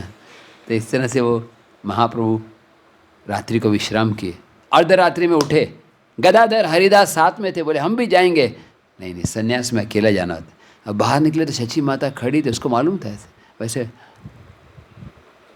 मुंह खोले पेंटिंग की तरह। महाप्रभु ने परिक्रमा की, उनको प्रणाम किया, बोले माता ये शरीर आपने ही दिया है, आपके कारण मैं इसमें हूँ, आप मुझे आज्ञा दो। और कोई बोल ही नहीं पाए, बस चरण छू के निकल पड़े। वो दौड़ते हुए गए अर्धरात्रि में। आप सोचिए मकर संक्रांति 14 जनवरी कितनी ठंडी होती है, और सामने गंगा में छलांग लगा दी और तैरते हुए 40 किलोमीटर दूर कठवा पहुँच गए। अभी जनरली गर्मियों में तो सबको पानी में रहना अच्छा लगता है। अभी हम गए थे तो डिवोटीज को बोलो कि बाहर निकलना है तो पानी में ही रहना चाहते गंगा में, लेकिन जनवरी में जब स्टूडेंट्स कैंप होता है तो बोलना नहीं पड़ता बाहर हो, सब अंदर जाके श्री विष्णु सब बाहर आ जाते। और महाप्रभु जनवरी में तैरते हुए गए, केशव भारती के पास गए, बोले मेरे को संन्यास दो। केशव भारती बोले मैं आपको संन्यास दूँ? वो जानते थे कि तो भगवान है। फिर महाप्रभु बोले हाँ मैं आपको मंत्र बताता हूँ। कल रात को मेरे को एक सपना आया और सपना में एक ब्राह्मण ने मुझे मंत्र बोला। क्या ये करेक्ट मंत्र है? महाप्रभु ने उनके कान में मंत्र बोला, यानी उनको दीक्षा दे दी। तो बोले यस यही मंत्र करेक्ट है, मैं आपको ये मंत्र दूंगा। तो महाप्रभु ने केशव भारती को दीक्षा दी, केशव भारती ने महाप्रभु को दीक्षा दी। अरे अब बाल काटने का समय आया। महाप्रभु के बाल बहुत सुंदर थे, घुंघराले, वो फिर भी काट रहे थे। हमारे बाल सुंदर नहीं भी होते फिर भी हम कैसे भी रखते हैं, है ना, कोई आधे कटे आधे पके, है ना। बाल माता जी के लिए ठीक है, प्रभु इसको बहुत छोटे रखने चाहिए, थोड़ा बहुत रखना पड़ता है ऑफिस जाने के लिए। बाल मतलब बेसिकली मलमूत्र की तरह ही है, क्योंकि वो एक्चुअली वो एक वेस्ट प्रोडक्ट ही है। तो कितनी देर वेस्ट प्रोडक्ट को रखना है, नहीं उसको कंगी करना, उसको सजाना, माताओं के लिए ठीक है। नहीं प्रभु जी इसको एकदम हेड शेव हो जैसे प्रभु जी के एकदम और भी अच्छे है ना। और स्पेशली गर्मी के मौसम में एक बार प्रभुपाद से पूछा कि आप लोग बाल छोटे क्यों रखते हो?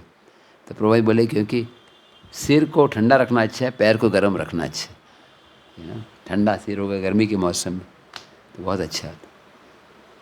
तो फाइनली महाप्रभु के बाल काट रहे थे, क्या नाम था उसका जो बाल काट रहे थे? मधु। उसका हाथ कांप रहा, थर थर कांप रहा था। महाप्रभु बोले ठीक से काटो, मैं तुमको भगवत धाम ले जाऊंगा। तो उसने शेविंग किया, उसके बाद दुकान ही बंद कर दी।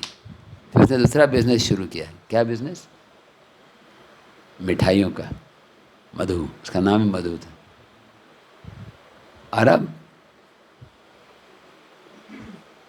मैं क्या नाम दूं?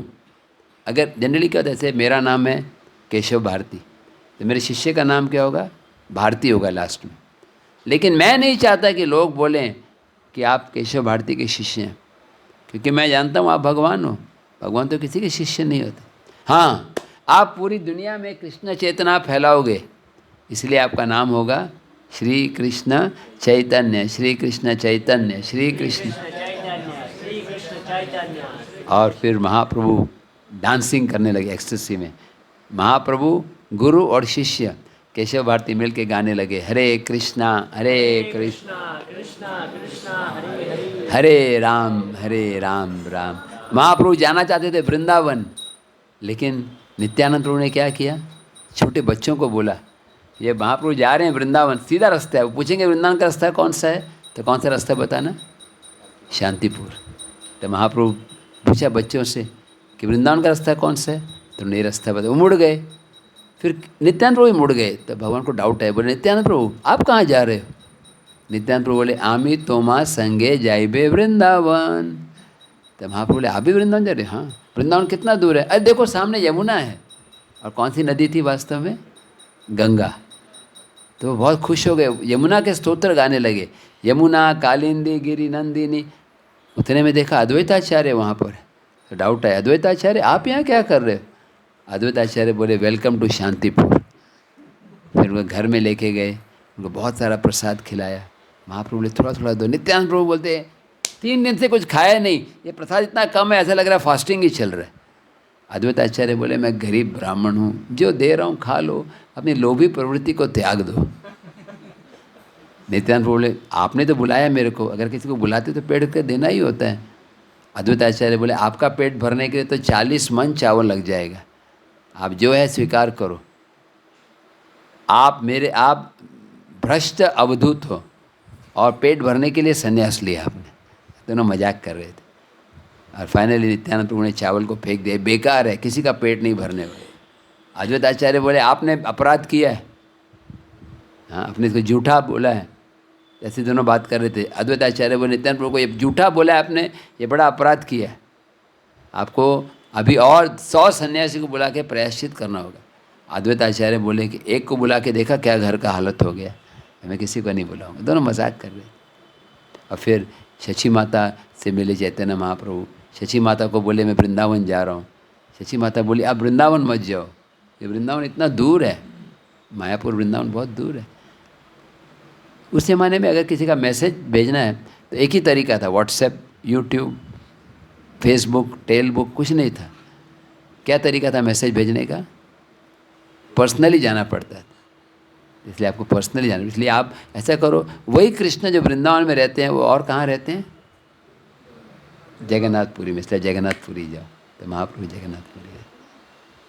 तो इस संन्यास लीला मैंने बताई। जो भी इस संन्यास लीला को सुनता है ध्यानपूर्वक, उसके सारे संसारिक बंधन कट जाते हैं, यानी इनडायरेक्टली वो भी सन्यासी बन जाते। सन्यासी बनने का ये नहीं कि भगवे कपड़े पहनना, एक माता जी भी सन्यासी हो सकते हैं।